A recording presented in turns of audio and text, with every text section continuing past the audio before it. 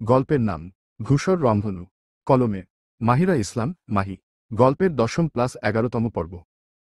নিস্তব্ধ নিজের গাড়ি এসে থামালো তাদের কলেজ থেকে কিছুটা দূরে। ইশারায় সে তাসফিকে নামতে বলল। তাসফি গাড়ি থেকে নেমে অবাক হয়ে দেখল। করুণ দৃষ্টিতে সে চারিপাশটা দেখতে লাগল। জায়গাটা বস্তির মতো। পরপর ঘরবাড়ি লাইন ধরে সাজানো। গৃহস্থদের মতো তাদের ঘরগুলোর সামনে কোনো জায়গা বা দীর্ঘ ফাঁকা উঠান নেই। চারপাশে কিছু কিছু ছোট্ট ছোট্ট বাচ্চা খালি গায়ে হাফ প্যান্ট পরে ঘুরে বেড়াচ্ছে। কেউ কেউ দৌড়াচ্ছে, কেউ কেউ খেলছে। মধ্যবয়স্ক নারী পুরুষ তাদের নিত্যদিনের কর্মে ব্যস্ত। সময়টা তখন দুপুর গড়িয়ে প্রায় বিকেল। ঘড়িতে টিকটিক করে সময় জানান দিচ্ছে 4টা অলরেডি পেরিয়ে গেছে। নিস্তব্ধর সঙ্গে নতুন যাত্রা শুরু হতেই তাসফি যেন সব নতুন নতুন পরিস্থিতি, ঘটনার সাক্ষী হচ্ছে, সঙ্গে নিজের চোখে সব অবলোকন করছে। চারিদিকে সব তার নতুনত্বের অস্তিত্ব ছোঁয়া, যা আগে কখনো সে এভাবে চক্ষু দর্শন করেনি। নিস্তব্ধ হাতের ইশারায় সব বাচ্চাদের কাছে ডাকল।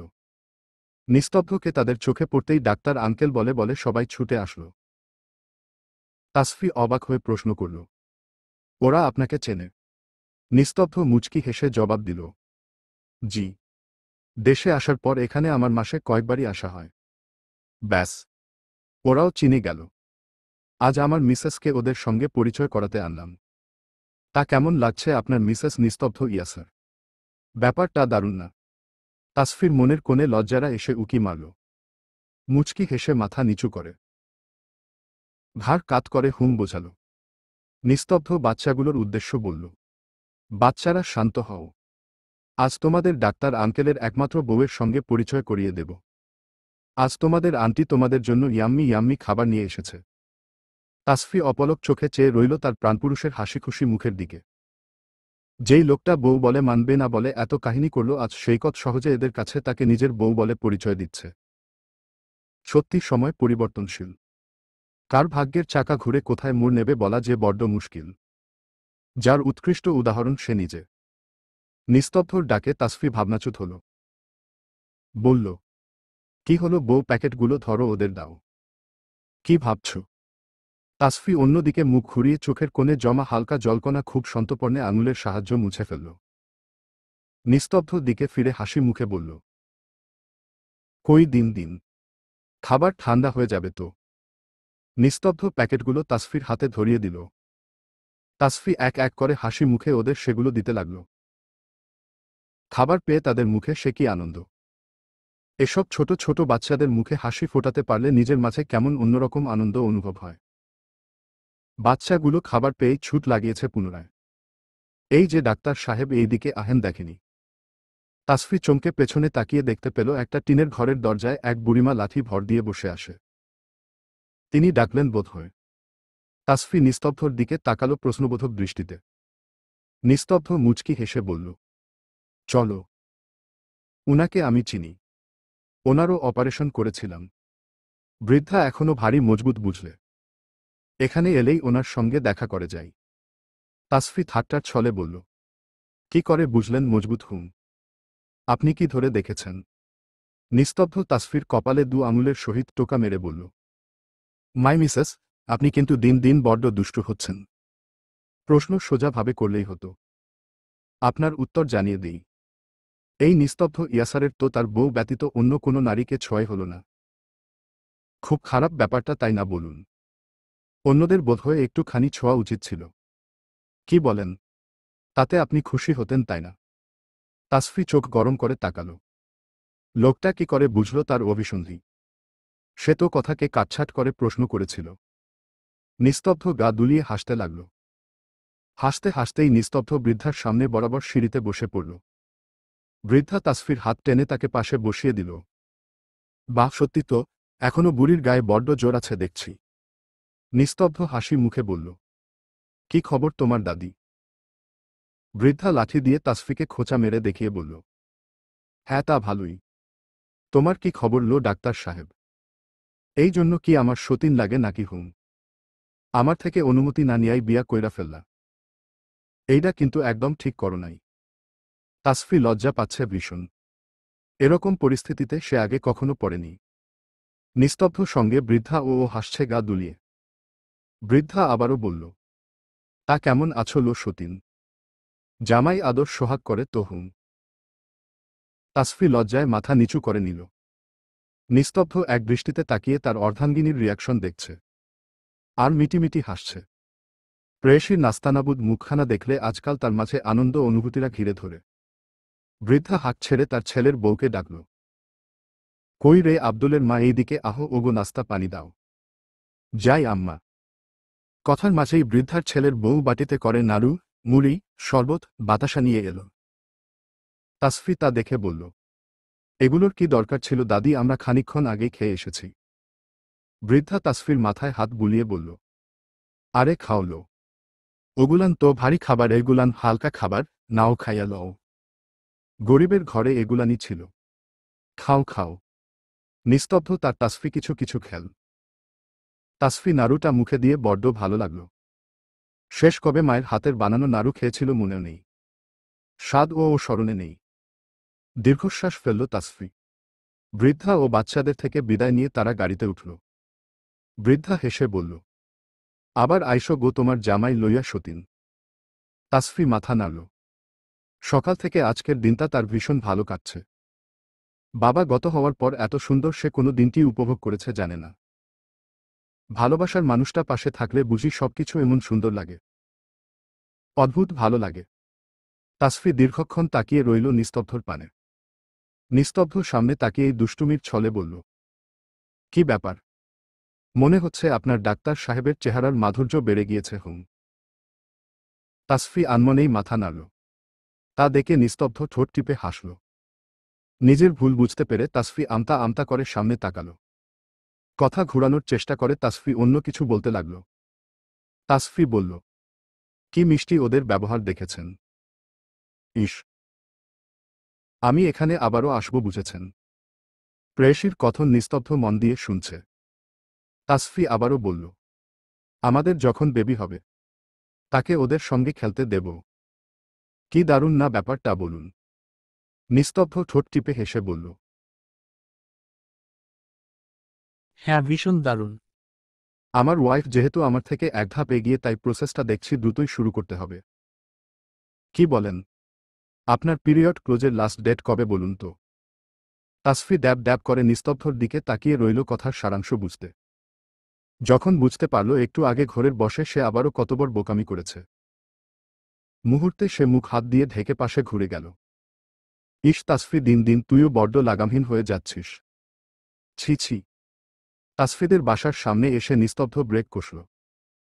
তাসফি কথায় কথায় বুঝতেই পারেনি কখন চলে এলো। নিস্তব্ধ এগিয়ে এসে তাসফির সিট বেল্ট খুলতে লাগল। তাসফি শুষ্ক ঢোক গিলল। নিস্তব্ধ কাছাকাছি আসলেই তার হৃৎস্পন্দন বেড়ে যায়। সন্ধ্যার আলো আধারির খেলা চারিদিকে। মাগরিবের আজান পড়বে কিছুক্ষণের মাঝেই। কোথাও গাছের শুকনো পাতা ঝরে পড়ছে বাতাসে। মাধুরী সুভাষ চারিদিকে। প্রেমের উত্তাল হাওয়া বইছে কপত কপতির মাঝে। নিস্তব্ধ নিঃশব্দে তাসফির মুখের ভাবগতি লক্ষ্য করছে। মুহূর্তে সে তাসফির কোমর আঁকড়ে ধরল। মুখে ফু দিল। তাসফি চোখ বন্ধ করে নিল। নাম না জানা অনুভূতির দল ঘিরে ধরল তাকে। নিস্তব্ধ তার কানের কাছে মুখ নিয়ে ফিসফিস করে বলল, পরশু শুক্রবার আপনাকে আমি নিজে থেকে ওসমান ভিলায় দেখতে চাই মিসেস নিস্তব্ধ। আপনি যেমন করে একা একা সিদ্ধান্ত নিয়েছিলেন ডিভোর্সের, তেমনি একা একা উই বাড়ি চলে যাবেন ব্যাগ গুছিয়ে। Got it. আপনাকে ছাড়া থাকা আমার আর এক মুহূর্তও সম্ভব না। আজ রাতটা কি করে থাকব বলুন তো? তাসফি বিস্ফোরিত দৃষ্টিতে তাকাল। হতভম্ব হয়ে শুধাল, মানেটা কি? আমি একা যাব মানে? পাগল হয়েছেন আপনি? কখনো সম্ভব নয়। এটা আপনার পানিশমেন্ট। রাখুন আপনার পানিশমেন্ট। আর রাতে একা থাকতে পারবেন না মানে কি হুম? এতদিন একা থাকেননি। নিস্তব্ধ বাঁকা হেসে বলল, উহু, ছিলাম তো। কিন্তু কাল থেকে তো অভ্যাস পরিবর্তন হয়ে গেল। এখন তো আপনাকে ছাড়া ঘুম আসবে না বুঝলেন। কথার মাঝেই নিস্তব্ধ তাসফির কপালে অধর ছোঁয়াল। তাসফি খানিকটা কেঁপে উঠল। তাসফি পুনরায় কিছু বলতে নিবে সেই সুযোগ নিস্তব্ধ দিলও না। মুহূর্তে দুজোড়া অধর একত্রিত হল কয়েক সেকেন্ডের জন্য। তাসফি নিস্তব্ধর শার্ট আঁকড়ে ধরল। কথাটা মাথায় রাখবেন। শুক্রবার আপনাকে ওসমান ভিলায় দেখতে চাই। দরজার লক খুলে তাসফি ছিটকে বেরিয়ে গেল। দৌড়ে বাড়ির ভেতরে চলে গেল। একবারও পেছনে ফিরে তাকাল না। নিস্তব্ধ তাসফির কাজে আনমনেই হাসতে লাগল। তাসফি নিজের রুমে এসে দম নিল। লোকটা দিন দিন হুটহাট অসভ্য কাজ করে বসে।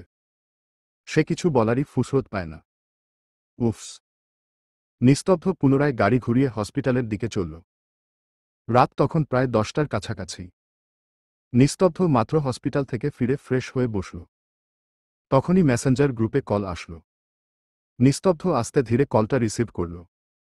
ওপাশ থেকে সুজন চিল্লিয়ে বলল, শালা এক্ষুনি তুই মোড়ের চায়ের দোকানে আয় এক্ষুনি।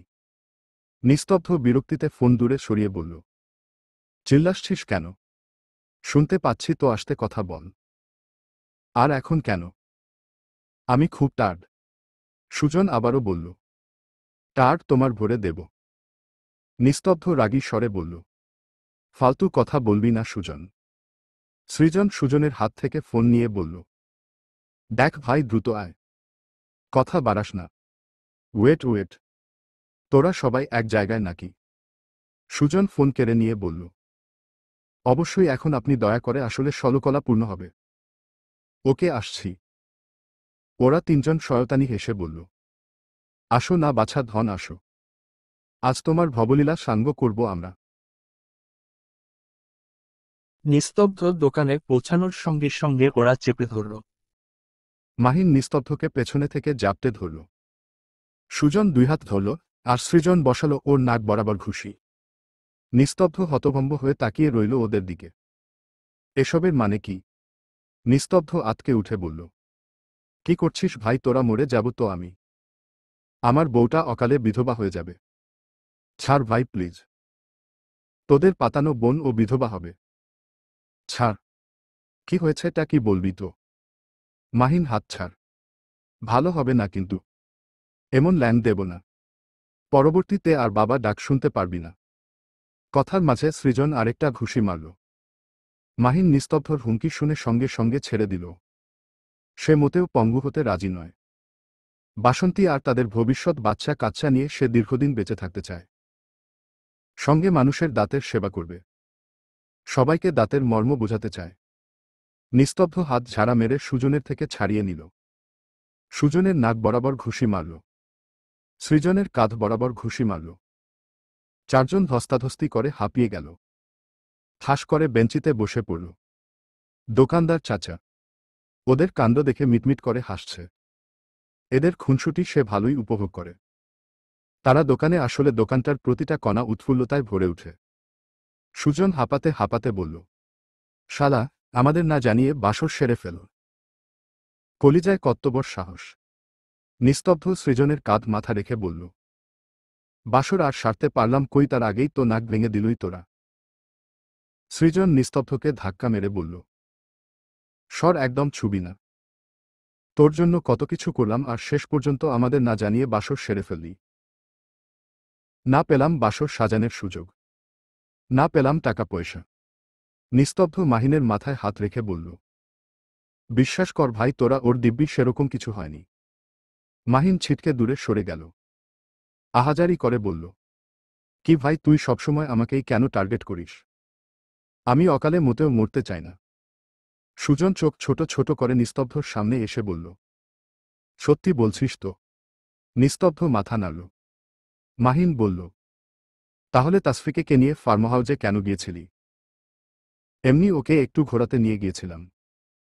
সৃজন ব্যঙ্গ করে বলল, তাই? তুমি জোর করে তাকে ঘোরাতে নিয়ে গিয়েছিলে ফার্ম হাউজে? নিস্তব্ধ আবারে মাথা নাড়ল। মুহূর্তেই সে ওদের দিকে তীক্ষ্ণ চোখে তাকিয়ে হুঁশিয়ারি কণ্ঠে বলল, এই এক মিনিট, এক মিনিট। তোরা কি করে জানলি? সৃজন বলল, ভাই আমি কিছু জানি না। মাহিন আর সুজনই আমায় জানিয়েছে। মাহিন আর সুজন আমতা আমতা করতে লাগল। এখন ওরা কি করে বলবে আশা আর বাসন্তীর কথা? ওরা দুজনেই আমতা আমতা করে বলল, সেটা তোর জানা লাগবে না। আমাদের তথ্য তো সঠিক। কই থেকে কিভাবে জানলাম এটা তোর জেনে কোনো কাজ নেই। হুম। তাই না? দাঁড়া। নিস্তব্ধ উঠে ওদের দুটোকে ধাওয়া করল। মাহিন বলল, ভাই ভাই বিশ্বাস কর সব দোষ এই সুজনের। সুজন দৌড়াতে দৌড়াতেই মাহিনের পা বরাবর লাথি মারল। আমার দোষ না। রাত প্রায় 1টার কাছাকাছি। দূরে কোথাও শেয়ালের ডাক শোনা যাচ্ছে। সুদর্শন যুবকটি আজও দাঁড়িয়ে আছে তাসফির রুমের বেলকনির সামনে শিমুল গাছের নিচে। দীর্ঘক্ষণ দাঁড়িয়ে থাকার পরে মাজা সমান রেলিং টপকে ভেতরে প্রবেশ করল সে। দরজা লাগাতে আজও ভুলে বসেছে বোকা মেয়েটা। যুবকটি এগিয়ে গিয়ে তাসফির মাথার কাছে বসল। কপালে আলতো করে চুমু খেল। তাসফি ঘুমের ঘোরেই কিছুটা কেঁপে উঠল। দীর্ঘক্ষণ তাকিয়ে রইল সে। রাত বাড়ার সঙ্গে সঙ্গে তার প্রস্থানের সময় হল। অতঃপর যুবকটি তার প্রেয়সীর বালিশের পাশে একখানা চিঠি রেখে বেরিয়ে এলো নিঃশব্দে। তার ভালোবাসার সাক্ষী এই রাত। রাতের তারা ভরা আকাশ। জলজল করা ধূসর চাঁদ। সবথেকে বড় কথা তার ভালোবাসার সাক্ষী সে নিজে। মেয়ে আমি তোমায় ভালোবাসি। দূর পাহাড়ের সর্বোচ্চ উচ্চতা সমান, সমুদ্রের গভীরতা সমান, দিনের তীব্র আলোর সমান, রাতের অন্ধকারের নিস্তব্ধতা সমান, চাঁদের আলোর উজ্জ্বলতা সমান, আগ্নেয়গিরির লাভার সমান, ভূমিকম্পের কম্পনের সমান, টর্নেডোর ঢেউয়ের সমান, ঘূর্ণিঝড়ের উত্তলতা সমান, বিশাল আকাশের সমান, মাটির পরিমাণের সমান, এই গোটা পৃথিবী, গোটা বিশ্ব ব্রহ্মাণ্ডের সমান আমি তোমায় ভালোবাসি মেয়ে। ইতি। আপনার ব্যক্তিগত সে। সকালের মিষ্টি রৌদ্দুরে ঘুম ভাঙার পর তাসফি নিজের সবচেয়ে বিশেষ, দামি অনুভূতির সাক্ষী হল। এই তো সে ঘুম থেকে উঠে ফ্রেশ হয়ে এলোমেলো বিছানা গোছাতে শুরু করতেই একখানা চিরকুট পেল। তাসফি কিছুটা অবাক হল। এখানে চিরকুট এলো কেমন করে? দুরু দুরু বুকে সে চিঠিখানা খুলে দেখল। অনুভূতি যে মারাত্মক। চিরকুটের হাতের লেখা যে তার বড্ড চেনা। ব্লক করা নম্বরখানা সে কাপা কাপা হাতে খুলল। সঙ্গে সঙ্গে সে নিস্তব্ধকে ফোন দিল। নিস্তব্ধ রেডি হচ্ছিল। প্রথমবার প্রেয়সীর কল পেয়ে নিস্তব্ধ মুচকি হাসল। কিন্তু সে কলটা রিসিভ করল না, রহস্যময় ভঙ্গিতে হাসল। তাসফি বারবার চেষ্টা করল কিন্তু পেল না। নিস্তব্ধ কল ধরল না। এবারে তো ফোনটা বন্ধ আসছে।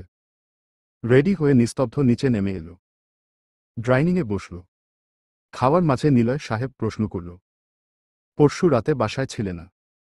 কোথায় ছিলে?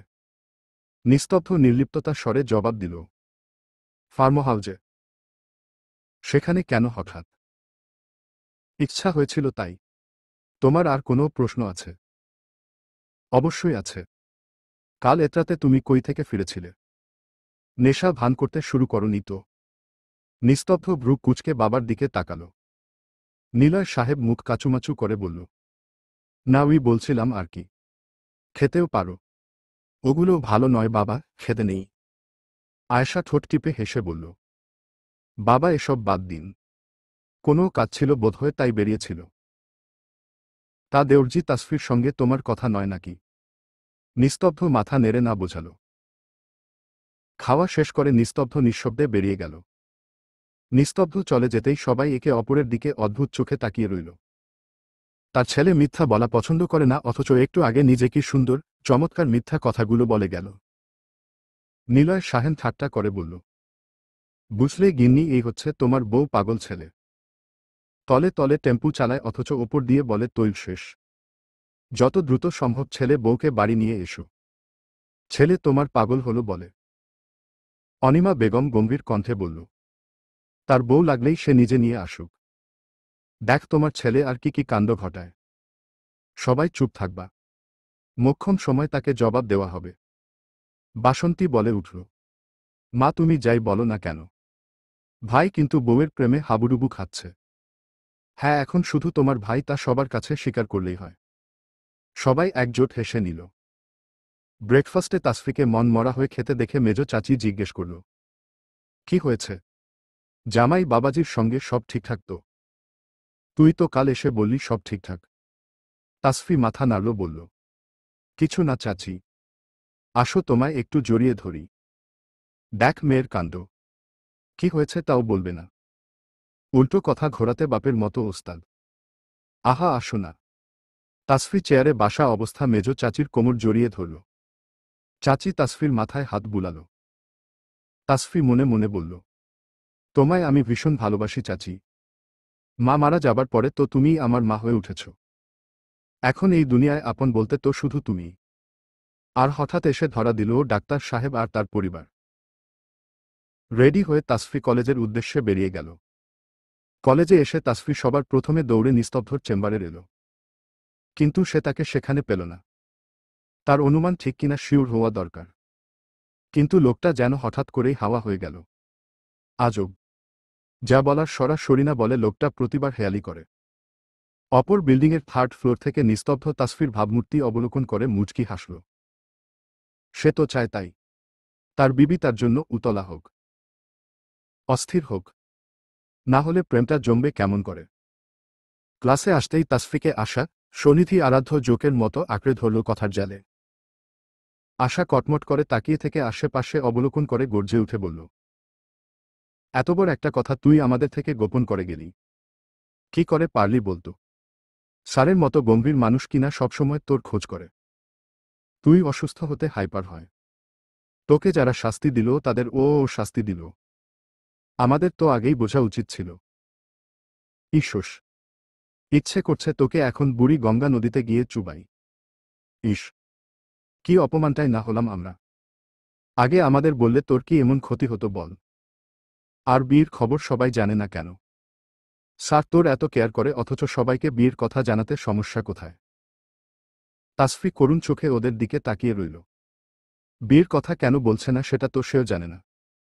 লোকটার ভাবগতি বোঝা বড্ড মুশকিল। কখন কি করে কে জানে। ওদের উদ্দেশ্যে ধীর স্বরে বলল, সব বলবো, তোদের একটু ধৈর্য ধর, এখন তো ক্লাস টাইম, স্যার চলে আসবে। ওরা শান্ত হলো কিছুটা।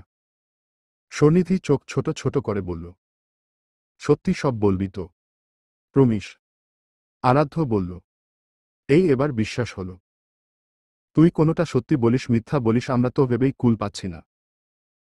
তাসফি অসহায় চোখে ওদের দিকে তাকিয়ে রইল। প্রথম বেল শেষে সুজন নিস্তব্ধর কেবিনে এলো। এসেই চেয়ারে গা এলিয়ে দিল। সুজনকে দেখে নিস্তব্ধ ভ্রু কুচকাল। প্রশ্ন করল, কি ব্যাপার, এত হতাশ কেন? সুজন কপাল ঘষে বলল, ভালো লাগছে না। মা বিয়ের জন্য প্যারা দিচ্ছে, উফ। নিস্তব্ধ সিরিয়াস হয়ে বসে বলল, দেখ সুজন, বিয়ে করা তোর এখন দরকার। আঙ্কেল আন্টির ও তো একটা শখ আহ্লাদ আছে, তাই না? তৃপ্তিকে কেন নিজের কথা বলছিস না? সুজন নিস্তব্ধর দিকে তাকাল। দুর্বল হেসে বলল, তৃপ্তির মতো মেয়েকে ভালোবাসা যায় নিস্তব্ধ, কিন্তু জীবন সঙ্গী করা যায় না। নিস্তব্ধ অবাক হয়ে বলল, মানে? তুই তো ওকে ভালোবাসিস। তবে? সুজন দীর্ঘশ্বাস ফেলে বলল, দেখ নিস্তব্ধ, তুই বুদ্ধিমান ছেলে। তৃপ্তি যেই ক্যাটাগরি মেয়ে, তাকে সংসারের মায়ে বেঁধে রাখা সম্ভব নয়। আমি ওকে ভালোবাসি, ভালোবাসব, তবে ওকে কাছে পেতে চাই না।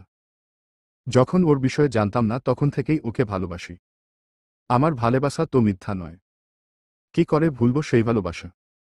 ছুতে চাইতাম ওকে, কিন্তু যেদিন থেকে ওর বিষয়ে জানলাম সেদিন থেকে ওকে ছোঁয়ার ইচ্ছেটা মরে গেছে। ও ওর মতো বেঁচে থাক, নিজের মতো চলুক। আমি কখনো আড়ালে দেখব, কখনো হয়তো সময়ের বিবর্তনে ভুলেও যাব। ওকে জীবন সঙ্গিনী হিসাবে আমি চাই না। চাইলে আরও অনেক আগেই মায়ের কাছে নিয়ে যেতাম ওকে। আমি চাই আমার জীবন সঙ্গী আমার মতো করে থাকবে। আমাকে সে শ্রদ্ধা করবে, ভীষণ করে ভালোবাসবে, অভিমান করবে, রাগ দেখাবে। আমার বাবা মাকে শ্রদ্ধা করবে, যার মস্তিষ্কে হাজারটা পুরুষের ছবি থাকবে না।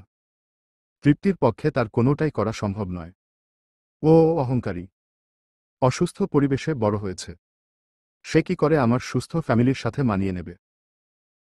তৃপ্তিকে যেহেতু ভালোবাসি তাই ওকে ভুলতে পারি না শত চেষ্টা করেও। তবে আমি চাই এমন একজন আমার জীবনে আসুক যে আমার এই দুঃখগুলোকে নিঃশেষ করে দিতে পারবে।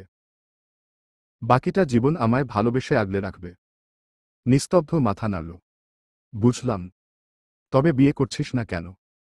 সুজন মুহূর্তে কণ্ঠ পরিবর্তন করে হতাশ কণ্ঠে বলল, মেয়েই তো পছন্দ হচ্ছে না ভাই। দূর, জীবনটা বেদনার ভাই। নিস্তব্ধ সুজনের পিঠে ধরাম করে থাপ্পড় মেরে বলল, শালা তুই আর শুধরাবি না। আমি শুধরালে কেমন করে হবে? তোর বাসর ঘরকে সাজাবে? নিস্তব্ধ চোখ গরম করে চেয়ে বলল, দাঁড়া তুই। সুজন কে আর পায় কে? সে দৌড়ে বেরিয়ে গেল। বলে গেল, দেখ ভাই, চিন্তা করিস না। তোর মেয়ের সাথে আমার ছেলের সেটিংটাও আমিই করে দিবুনে। বাই দোস্ত। সুজনের ছেলেমানুষি কাণ্ডে নিস্তব্ধ রাগ করতে গিয়েও হেসে দিল। সময় তখন দ্বিপ্রহর। রোদেরা গাছের ফাঁকফোকর দিয়ে উকি মারছে। তাদের তপ্ততাও খানিকটা কমে এসেছে। নিস্তব্ধর চেম্বার আগমন ঘটল তাসফির। নক না করেই সে ঠাস করে ঢুকে পড়ল। আজ রোগী নেই। নিস্তব্ধ ভ্রু নাচিয়ে বলল, নক করে আসা উচিত ছিল। তাসফি ভাবলেশহীন ভঙ্গিতে বলল, প্রয়োজন মনে করিনি। তাই। হ্যাঁ। নিস্তব্ধ চেয়ার ছেড়ে উঠে তাসফির কাছাকাছি এসে দাঁড়াল। তাসফি তার সামনে সকালের পাওয়া চিরকুটটি মেলে ধরল। বলল, এটা চিনেন? নিস্তব্ধ ভাবার ভঙ্গিমা করে বলল, কেন বলুন তো? এটা যে আপনার হাতের লেখা, বুঝতে পারছেন? নিস্তব্ধ মাথা নাড়লে। তাসফি রেগে গেল, হেয়ালি করছেন কেন? আপনি জেনেও কেন প্রশ্ন করছেন? সকালে ফোন কেন ধরেননি? পানিশমেন্ট? তাসফি অবাক হয়ে বলল, আবার কিসের পানিশমেন্ট? নিজে ভেবে দেখুন। মানেটা কি? আমি আপনাকে ব্লক করেছিলাম বলে আপনি এখন এমন করবেন? উহু, ভুল। এমন করব না। একবার করলাম। আপনি দীর্ঘদিন করেছেন। আমি এক মুহূর্ত করে আপনাকে আমার অনুভূতিটুকু বোঝালাম। That's it. তাসফি অদ্ভুত চোখে তাকিয়ে রইল নিস্তব্ধর পানে। নিস্তব্ধ আবারও ফিসফিস করে বলল, মিসেস ইয়াসার, আপনি আমায় চিনেননি। বলেছিলাম আমার প্রত্যেকটা পাওনা আমি সুদে আসলে ফিরিয়ে নেব। কাটাকাটি হলে আর ভালোবাসা জমল কোথায় বলুন? বাকি কথাটুকু বলার সুযোগ পেল না নিস্তব্ধ। দিতে চাইল না বোধহয় তাসফি। মুহূর্তের মাঝে শার্টের কলার টেনে ধরল। নিস্তব্ধ সামান্য ঝুঁকতেই তাসফি নিস্তব্ধর অধর আঁকড়ে নিজের কোমল ওষ্ঠের সহিত। নিস্তব্ধ স্তব্ধ হয়ে দাঁড়িয়ে রইল, দুই হাত স্যালেন্ডারের মতো করে উঁচু করে। তাসফি তাকে ছেড়ে দিয়ে ইস্টচর বসাল নিস্তব্ধর দু গালে। বলল, আপনি এক নম্বরের একটা বদলোক ভেবেছিলাম, আপনি শুধরে গেছেন, কিন্তু না। কুকুরের লেজ কি আর সোজা হয়? অসহ্য। নিস্তব্ধ করুণ চোখে তাকিয়ে বলল, আমি কি করলাম বউ? আপনি কি করলেন মানে? আপনি তো সব নষ্টের মূল। বারবার আমায় চিন্তায় রাখেন। সবকিছু গন্ডগোল করে দেন। উফফ। আপনাকে কাঁচা চিনিয়ে খেয়ে ফেলব আমি। তাসফি দৌড়ে বেরিয়ে গেল। নিস্তব্ধ এখনো হতভম্ব হয়ে দাঁড়িয়ে রইল। সে ঠাস করে চেয়ারে বসে পড়ল। বউ তার বেজায় ক্ষেপে গেছে। আসলেই নিস্তব্ধ, সব দোষ তোর। কিন্তু বউকে না রাগালেও তো তোর ভালো ও লাগে না। কি করবি বল? অয়াহহ। আসলেই এত সুখের মাঝে জীবনটাই বেদনার। সময়টা প্রায় দুপুর ৩টার পরমুহূর্ত। সূর্যিমামা তপ্ত বদনে চেয়ে আছে সকল মানবজাতির উপরে। তবুও কলেজের পেছনের দিকটায় তার ঠিক উত্তপ্ততা ঠাহর হচ্ছে না গাছের ছায়ায়। তার উপর পেছনে নদীর শীতল হাওয়া পরিবেশকে আরও শীতল করে তুলেছে। সূর্যের উত্তপ্ততাকে ছাপিয়ে গিয়েছে। তাসফি, আশা, স্বনিধি, আরাধ্য বসে আছে সেই গাছের ছায়ায়। ওরা তিনজন তাসফির মুখপানে চেয়ে আছে। তাদের চোখ চকচক করছে কিছু জানবার আশায়। নিস্তব্ধ স্যারের বিষয়ে শুনতে তারা আগ্রহী। ভীষণ আগ্রহী। এমন একজন কর্কশ স্যারের সঙ্গে সে থাকছে কেমন করে? কি করে, কি হলো? এসবই তাদের ভাবনা। তাসফিও মুখ কাচুমাচু করে কথা গুছিয়ে নেওয়ার চেষ্টা করছে। আশা তাড়া দিয়ে বলল, কি ব্যাপার, বলছিস না কেন? সারা দিন পার করে দিবি নাকি দুটো কথা বলতে? তাসফি মিছে রাগ দেখিয়ে বলল, আহা, বলছি তো। আরাধ্য বলল, হ্যাঁ, সেটা শুনতেই আপনারা বসে আছি। এবার বল মা। দোহাই তোর। তাসফি দীর্ঘশ্বাস ফেলে তার আর নিস্তব্ধ হুট করে বিয়ে হওয়ার বিষয়টা খুলে বলল। তবে মেডিকেলে পড়ার আঙ্গিকে তাসফি বিয়েতে রাজি হয়েছে, আর বর্তমান ডিভোর্সে বিষয়টা চেপে গেল। কারণ ঘরের কথা কখনো পরকে বলতে নেই। সে যতই তোমার আপন হোক না, কোনো একদিন তাতে তোমার বিপদ আসবে নিশ্চিত। তোমার যখন তার সঙ্গে মন কষাকষি হবে, দুর্বল জায়গায় আঘাত করে তারা তোমাকে ছোট করতে মোটেও ভুলবে না। স্বনিধি জিজ্ঞেস করল, এই এখন তোদের মাঝে সব ঠিকঠাক হুম? আরাধ্য ওদের কথা গিলছে চুপচাপ করে, শান্ত ভঙ্গিতে, নির্বোধ বাচ্চার ন্যায়। এই পর্যায়ে তাসফি কিছু বলতে যাবে তার আগেই আশা আর স্বনিধি চোখ গরম করে আরাধ্যর দিকে তাকাল। ওকে ধাক্কা দিয়ে বলল, কিরে, তুই এখনো এখানে কি করছিস? যা সর এখান থেকে। ফট এখান থেকে। আমরা এখন পার্সোনাল কথা বলবো। যা বাসায় যা। মেয়েদের মাঝে ছেলেদের কাজ কি? যা। আরাধ্য হতভম্ব হয়ে চেয়ে রইল ওদের দিকে। আশ্চর্য কণ্ঠে শুধালো, কি আজব, আমি কি করলাম? কিছু করিসনি, যা এখন সর। আরাধ্যকে ওরা এক প্রকার ঠেলেই পাঠালো। আরাধ্য যাওয়ার সময় বিড়বিড় করে বলল, এই জন্যই বলে মেয়ে মানুষ মানেই ঝামেলা। এদের মতি গতি বোঝা দেয়। হুট করে কখন কি করে বলে বলা মুশকিল। আরাধ্য যেতেই আশা আর স্বনিধি আরও একটু এগিয়ে এসে ফিসফিস করে বলল, এই তোদের মাঝে সব ঠিকঠাক তো? তাসফিও নির্লিপ্ততা কণ্ঠে বলল, কি ঠিকঠাক হবে? কি ঠিকঠাক হবে মানে? স্যার এখন তোকে মেনে নিয়েছে। তাসফি মাথা নাড়ল। আশা আরও ফিসফিস করে বলল, স্যার তোকে? তাসফি চোখ বড় বড় করে দুটোর মাথায় গাঁটটা মেরে বলল, অসভ্য মেয়ে মানুষ। বল না ভাই। স্যার যেমন। কেমনে কি? আমরা তো ভেবেই কুল পাচ্ছি না দোস্ত। তাসফি চোখ রাঙাল। তোরা বেশি কথা বলিস। আশা দুষ্টু হেসে বলল, এই স্যার কখনো তাকে কিস করেছে? তাসফি চোখ গরম করে তাকাল। দুজন নিজেদের ব্যাগ কাঁধে নিতে নিতে আমতা আমতা করে বলল, থাক থাক, সমস্যা নেই, বলতে হবে না। ঠিক আছে। ঠিক আছে। আমরা বরং আজ আসি। হ্যাঁ, টাটা দোস্ত। আশা যাওয়ার আগে তাসফির কানে কানে ফিসফিস করে বলে গেল, স্যারকে বেশি বেশি আদর করিস ভাই। তবে রে। দুজনে দিল দৌড়।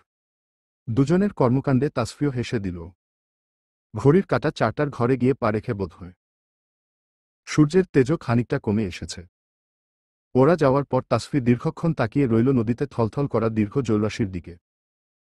বাতাসের তোপে তারা কেমন ঢেউে কাঁপছে। সেই ঢেউে ভাসিয়ে নিয়ে যাচ্ছে কত শত ময়লা আবর্জনা, কচুরিপানা, গাছের পাতা। এই অবেলায় বাবার কথা তার ভীষণ করে মনে পড়ছে। নিঃসমঙ্গতার ভিড়ে আমাদের কখনো কখনো হারিয়ে যাওয়া প্রিয়জনকে মনে পড়ে। অথবা যাদের সঙ্গে আমাদের দীর্ঘদিনের আলাপচারিতা বন্ধ। কিন্তু একদিন তারা আমাদের ভীষণ আপন ছিল। সময়ের বিবর্তনে সব বদলে গিয়েছে। কোথায় তুমি বাবা? আমার জন্য দোয়া করো। মাকে বলো আমার জন্য ভীষণ করে দোয়া করতে। আমার ডাক্তার সাহেবের জন্য দোয়া করতে। আমরা যেন ইহকাল পরকাল দুজনমেই একসঙ্গে থাকি। আশা একা একা হাঁটছে বাসার উদ্দেশ্যে। হঠাৎ করে তার অদ্ভুত ইচ্ছে জাগ্রত হল মনে। উহা নিছকই ছেলেমানুষই। তবুও মন চাইছে কাজটা করে ফেলতে। সঙ্গে সঙ্গে সে সুজনকে মেসেঞ্জারে নক দিল। স্যার, আপনার বাসার অ্যাড্রেসটা একটু বলবেন প্লিজ। সুজন লাইনেই ছিল। ভ্রু কুচকে লিখল, হোয়াই? আমার বাসার অ্যাড্রেস দিয়ে তোমার কি প্রয়োজন? আমার প্রয়োজন নয় স্যার, আসলে তাসফি জানতে চাইছিল ওর নাকি কিসের প্রয়োজন। ও আজ ফোন আনেনি, তাই আপনাকে বলতে পারছে না। প্লিজ বলুন না। আশা ডাহা মিথ্যা কথাটাই বলে বসল। সুজন ভাবল সত্যিই হয়তো তাসফি চেয়েছে। আসরের আজান পড়বে খানিকক্ষণ বাদেই। সুজনদের দোতলা বাড়ির সামনে এসে আশা রিকশা থেকে নামল। এই পর্যন্ত এসে সে এবারে দোটানায় পড়েছে, ভেতরে যাবে কি যাবে না। না, এখন ভেবে আর লাভ নেই, এসে যখন পড়েছে সে আন্টিকে একবার দেখাই যাক। আশার মনে এই ইচ্ছে পোষণ হতো না। সম্পূর্ণ দোষ সুজন স্যারের। ক্লাসে প্রায় সময় সে মায়ের গল্প করে। তার মা রান্না বান্নায় নাম্বার 1, কথা বলায় নাম্বার 1। সুজন নাকি তার থেকে এত সুন্দর সুন্দর গুণগুলো রপ্ত করেছে। আশা আজ আর লোভ সামলাতে পারল না। তার চাচি বাসায় নেই, গিয়েছে বাপের বাড়ি। এই সুযোগে আশা একটু ঘোরাঘুরি করে রাখুক।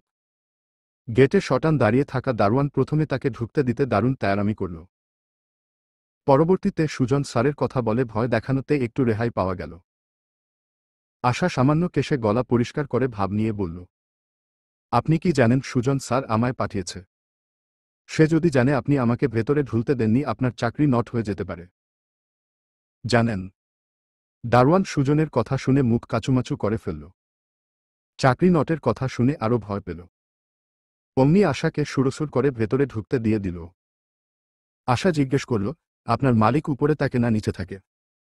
দারোয়ান হাতের ইশারায় নিচে দেখাল। আশা উৎফুল্ল চিত্তে এগিয়ে গেল। কাপা কাপা হাতে কলিং বেল চাপল। সুজনের বাবা তিতাস মিত্র ড্রয়িং রুমে বসে চা খাচ্ছিল আর খবরের কাগজ পড়ছিল। ভদ্রলোক সারাদিনে একটু বসার ফুসরত পাননি, পাবে কি করে? ঘরে জোয়ান ছেলে থাকতে যদি নিজেকেই ব্যবসা সামলাতে হয় তবে হবে কেমন করে? কলিং বেলের আওয়াজ পেয়ে গলা উঁচিয়ে ডাকল, সুজনের মা, দেখ তো কে এলো। সুজন এলো নাকি দেখ। আসছি। রাহেলা বেগম দ্রুত এসে দরজা খুলে দিল। তবে সেখানে সুজনের মুখের পরিবর্তে হাসিখুশি বদনে সাদা এপ্রন পরিহিত অপরিচিত মেয়েকে দেখে কিছুটা অবাকি হলেন। আশা হাসি মুখে বলল, আসসালামু আলাইকুম। আন্টি, আপনি কি ডাক্তার সুজন স্যারের মা? ভদ্রমহিলা সালাম নিয়ে কিছুটা অবাক স্বরেরই মাথা নাড়ল। আশা সঙ্গে সঙ্গে তাকে জড়িয়ে ধরল। আন্টি ভালো আছেন? রাহেলা বেগম কিছুটা ভ্যাবাচ্যাকা খেল আশার কর্মকাণ্ডে। রাহেলা বেগম আশার মাথায় হাত বুলিয়ে বলল, তুমি কে মা? তোমায় তো চিনতে পারলাম না। আশা বলল, আন্টি আমি সুজন স্যারের একজন কুখ্যাত ছাত্রী। ভদ্রমহিলা চোখ পিটপিট করে চাইল। আশা বলল, বুঝলেন না তো? আচ্ছা আমি বুঝিয়ে বলছি। কুখ্যাত কেন বলছি? কারণ আমি সব সময় স্যারের ভুল ধরিয়ে দেই, তাই কুখ্যাত। স্যারের কথা তো শুনে চলি না। শুনে চললে তার ভদ্র ছাত্রী হতাম। বুঝেছেন? রাহেলা বেগম কিছু না বুঝলেও মাথা নাড়ল। তার মাথা ঘুরছে। সে মেকি হেসে বলল, ও ও, আচ্ছা আচ্ছা, এসো মা, ভেতরে এসো। আশা উৎফুল্ল চিত্তে ভেতরে ঢুকল, আশেপাশে তাকাতে তাকাতে। বাহ, বাড়িটা তো খুব সুন্দর করে সাজানো।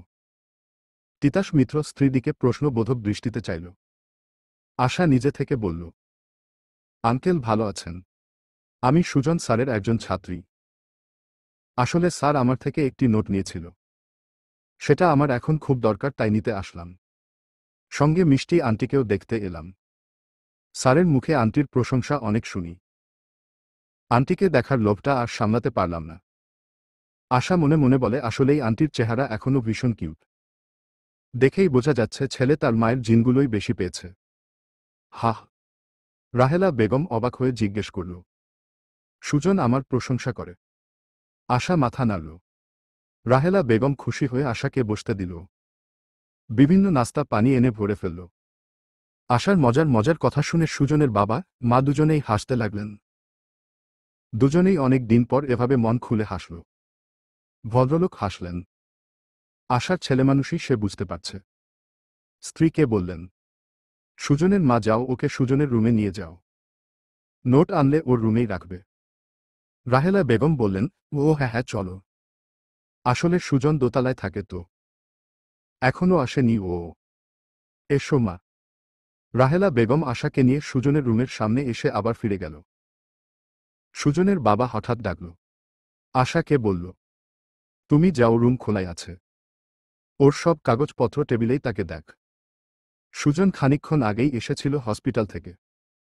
ভেবেছিল ফ্রেশ হয়ে একদম নিচে যাবে।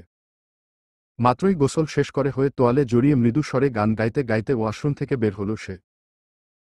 হঠাৎ দরজা খোলার শব্দ পেয়ে সুজন ভ্রু কুঁচকে সেদিকে চাইল। আশাকে দেখে সুজন হতভম্ব হয়ে চাইল। আশা এই মুহূর্তে ভেতরে সুজনকে এই অবস্থায় একদমই আশা করেনি। চোখ বড় বড় করে চাইল সে। সুজন সঙ্গে সঙ্গে এক প্রকার চিৎকার করে তেড়ে এলো আশার দিকে। তাসফি মাত্রই কলেজ থেকে নিজ বাসায় ফিরল। ফ্রেশ হয়ে এসে ফোনটা হাতে নিয়ে ড্রয়িং রুমে বসল। অমনি কমলা বেগম লাঠিতে ভর দিয়ে হেঁটে এসে তাসফির সামনে দাঁড়াল। লাঠি দিয়ে তাসফির পায়ে খোঁচা দিল। তাসফি ভ্রু নাচিয়ে বোঝাল কি সমস্যা। কমলা বেগম সোজাসাপটা বললেন, এই যে নবাবের বধূ, স্বামীর লগে শ্বশুর বাড়ি যাইবা কবে ক দিহি। তাসফি ফোন স্ক্রুল করতে করতে নির্লিপ্ততা কণ্ঠে শুধাল, সেয়ামির লগে শ্বশুর বাড়ি যাব না বুড়ি, তোমার স্বামীর লগে যাব। কমলা বেগম খেপে গেল। তবে রে, তুই মোর স্বামীর লগে যাবি? মেয়া কয় কি? ততক্ষণাৎ নিস্তব্ধর কল এলো তাসফির ফোনে। তাসফি দুষ্টু হেসে ফোন রিসিভ করে কানে ধরল। ওপাশ থেকে নিস্তব্ধর কণ্ঠ ভেসে এলো, কি করছেন মিসেস? কমলা বেগম বলে উঠলেন, এহুনি তোর উই যন্ত্রর খানা দিয়া ফোন লাগা তোর স্বামীরে। স্তব্ধ ব্যাটারে বল তোরে আইসা নিয়া যাওনের লাইগা। সারাক্ষণ তোর তিরিংবিরিং আর দেখতে পারমু না মোরা। নিজের আমানত তোমার নবাব নিজেই বুঝানেক। ওপাশ থেকে নিস্তব্ধ এসব অদ্ভুতুরে কথা শুনে হতভম্ব হয়ে বসে পড়ল। বেচারা কেবলই চায়ের কাপে চুমুক দিচ্ছিল নিজের চেম্বারের জানালার কাছে দাঁড়িয়ে। সঙ্গে নিজের নামের এমন বিকৃতি শুনে তার কাশি উঠে গেল। বিতৃষ্ণায় মিষ্টি চাও তেতো হয়ে গেল ক্ষণকালের জন্য। কমলা বেগম আবারও বলে উঠল, কি হইল ফোন লাগা? টিহা আমি দিমু, আগে তোরে বিদায় কইরা নিব। নিস্তব্ধ করুণ স্বরে বলল, মিসেস ইয়াসার আপনি কি একটু দূরে গিয়ে কথা বলতে পারবেন? তাসফি মাথা নেড়ে বলল, উহু, পারছি না, আমার পায়ে ভীষণ ব্যথা বুঝলেন তো। শয়তানি হেসে দাদির উদ্দেশ্যে বলল, নাও বুড়ি নাও, কথা বলো তোমার স্তব্ধের সাথে, নাও বলো বলো। ওপাশ থেকে নিস্তব্ধ আতকে উঠে উত্তেজিত কণ্ঠে তাসফিকে শাসিয়ে বলল, খবরদার যদি দাদির কাছে ফোন দিয়েছ তুমি, একটা হার ও আস্ত রাখব না তোমার। কথাটা মাথায় রেখ। আমার কি দোষ বলুন? দেখুন দাদি নিজে থেকেই কত আকুতি করছে। এই নাও দাদি। নিস্তব্ধ সঙ্গে সঙ্গে খট করে কলটা কেটে দিল। হঠাৎ করে তার ধানিলঙ্কা বউ কি করে যে ঝাল থেকে টক হয়ে গেল তাই বুঝে আসছে না তার। ঝালই তো ভালো ছিল। উফস। সুজনকে এই অবস্থায় দেখে আশা ড্যাবড্যাব করে চোখ মেলে তাকিয়ে আছে। সুজন আশার দিকে এগিয়ে হাত উঠাতে গেলে আশা চেঁচিয়ে বলল, স্যার, স্যার আপনার তোয়ালে, আপনার তোয়ালে। সুজন তোয়ালে শক্ত করে ধরে লাফিয়ে উঠে বলল, কোথায় কোথায়? আশা খিলখিল করে হাসতে লাগল। সুজন আশা দিকে তেড়ে এলো। রাগে দাঁত কিরমির করে বলল, ইডিয়েট, অভদ্র, অসভ্য মেয়ে মানুষ। তুমি আমার রুমে কি করছো? বের হও, বের হও, এখনই বের হও। নির্লজ্জ, বেশরম, বেহায়া মেয়ে। সুজন আশার ডান হাতের কবজি ধরে টেনে বের করে দিল রুম থেকে। সুজনের পুরুষালী হঠাৎ স্পর্শে আশা থমকে গেল। কেঁপে উঠল সে খানিকটা। সুজন ঠাস করে তার মুখের সামনে দরজা লাগিয়ে দিল। আশা হতভম্ব হয়ে দাঁড়িয়ে রইল। সে কি ভেবে এসেছিল আর কি হচ্ছে? হায় খোদা! সুজন বিড়বিড় করে গালি ছুড়ল আশার উদ্দেশ্যে। অসভ্য মেয়ে তার পেস্টিস পাঞ্ছার করতে তার বাড়ি পর্যন্ত চলে এসেছে। আশ্চর্য! এই জন্যই বাসার অ্যাড্রেস চাওয়া হচ্ছিল। আশা এখনো থমেরে দাঁড়িয়ে আছে দরজার সামনে। 2 মিনিটের মাঝে সুজন দরজা খুলল পোশাক পরিধান করে। আশাকে এখনো দেখে ভ্রু কুঁচকে রাগী স্বরে জিজ্ঞেস করল, তুমি এখনো এখানে খাম্বার মতো দাঁড়িয়ে কি করছো? যাওনি? রাহেলা বেগম তখন আবার ফিরে এলেন। আশার উদ্দেশ্যে বলতে নিল, কি ব্যাপার তোমার নোট পেলে মা? সুজনকে দেখে শুধালেন। ওমা সুজন তুই কখন এলি? সুজন আর চোখে আশা ডেকে নিয়ে বলল, এসেছি খানিকক্ষণ আগে। এসেই বোধহয় বড্ড ভুল করেছি। আশা আন্টির সামনে ভদ্রবাচ্চার মতো কাচুমাচু ভঙ্গিতে দাঁড়িয়ে রইল। রাহেলা বেগম বললেন, সে যাই হোক, ওর নাকি কি নোট এনেছিলিস? দিয়ে দেনা মেয়েটাকে। কত কষ্ট করে মেয়েটা এতটা পথ এসেছে। সুজন অবাক কণ্ঠে শুধালো, কিসের নোট মা? আশা মনে মনে দোয়া পড়ছে এই রে। আশা সঙ্গে সঙ্গে বলল, আন্টি নোট পেয়ে গেছি। রাহেলা বেগম সরল মনে খুশি হয়ে বলল, ওহ তাহলে তো হলই। আসো আসো নিচে আসো। কিছু তো খেলেই না। আশা গুটি গুটি পায়ে রাহেলা বেগমের পিছু যেতে নিলে হুট করেই সুজন তার হাত টেনে ধরল। দাঁড়াও। আশা চোখ বন্ধ করে ঠায় দাঁড়িয়ে রইল। সুজন চোখ ছোট্ট ছোট্ট করে প্রশ্ন করল, তুমি কেন হঠাৎ আমার বাড়িতে এসেছ? দেখো মিথ্যা একদম বলবে না। তার ওপর আমার রুমে কি করতে এসেছিলে? আশা কাদো কাদো মুখ করে সুজনের দিকে চাইল। সুজনের ধরে রাখা হাতের বাঁধন খানিকটা হালকা হতেই আশা নিজের হাত ঝাড়া দিয়ে ছুট দিল। সুজন চেঁচিয়ে উঠল, এই মেয়ে কোথায় যাচ্ছ? দাঁড়াও। আশা ততক্ষণে গেট পার হয়ে গেছে। সুজন নিচে আসতেই রাহেলা বেগম শুধালেন, কিরে তোর ছাত্রী মেয়েটা কই? কি যেন নাম? হ্যাঁ আশা। ভারী মিষ্টি মেয়ে জানিস। সুজন নির্লিপ্ততা কণ্ঠে বলল, চলে গেছে। ওমা সে কি? চলে গেল? নিশ্চয় তুই বকাবকি করেছিস। সুজন মায়ের দিকে বিরক্তি নিয়ে চাইল। মা, ও কি বসে থাকার জন্য এসেছে? আজব। রাহেলা বেগম প্রফুল্ল চিত্তে সুজনের হাত টেনে ধরে সোফায় নিয়ে বসালেন। ছেলের মাথায় আদুরে হাত বুলিয়ে বললেন, রাগ করিস না বাপ। এই মেয়েটার বয়স কত রে? ভারী মিষ্টি দেখতে মেয়েটা, কি সুন্দর করে কথা বলে। আমার কত প্রশংসা করল জানিস? এই মেয়েটা তোকে পছন্দ করে নাকি রে? মেয়েটাকে কিন্তু আমার ভারী পছন্দ হয়েছে জানিস। এরকম মিষ্টি একটা মেয়েকে আমার পুত্রবধূ করে আনলেও তো পারিস। সুজন হতভম্ব হয়ে মায়ের দিকে চাইল। মা, তোমার মাথা ঠিক আছে তো? ও আমার ছাত্রী। কি বলছো এসব? কি বলছি মানে? খারাপ কি বলেছি? তোর বন্ধু নিস্তব্ধ বউ তো তারই ছাত্রী। তোর সমস্যা কোথায়? সুজন উত্তেজিত হয়ে বোঝানোর তাগিদে বলল। উফ মা, ওর আর আমার ব্যাপারটা আলাদা। আর তুমি জানো ও মিষ্টি মেয়ে, 1 নম্বরের বজ্জাত মেয়ে। সারাক্ষণ আমার পিছে লেগে থাকে ভুল ধরতে। তো তুই ভুল করলে তোর ভুল ধরবে না? আরে মানুষ ভুল করলে তো ভুল ধরিয়া দেওয়া খারাপ কাজ নয়। সুজন মায়ের দিকে করুণ চোখে চাইল। তার দ্বারা আর মাকে বোঝানো সম্ভব নয়। সে বাবার দিকে চাইল একটু বুক ভরা আশা নিয়ে। তিতাস সাহেব ছেলের চাউনি দেখে গলা খাকারি দিয়ে কিছু বলতে নেবে তার আগেই রাহেলা বেগম রাগী চোখে তাকিয়ে বললেন। তুমি চুপ থাকো। আমাদের মা ছেলের মাঝে একদম আসবে না। ভদ্রলোক ভদ্র পুরুষের মতো মুখের সামনে পেপার ধরলেন। তার বরং পেপার পড়াই ভালো। যেচে পরে যুদ্ধে নামার কি দরকার বলেন?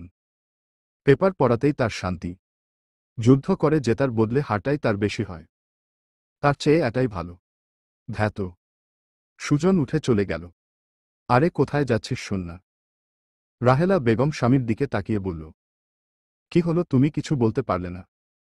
পুরো কথা শেষ না হওয়ার আগেই ছেলেটা চলে গেল তোমার চোখের সামনে দিয়ে। ভদ্রলোক অবাক কণ্ঠে শুধালেন। আমি কি বলবো? তুমিই তো চুপ থাকতে বললে। এই তোমরা বাপ ছেলে না এককে বারে একরকম। আগে নিজে আমায় জ্বালিয়েছ, পুড়িয়ে কয়লা করেছ।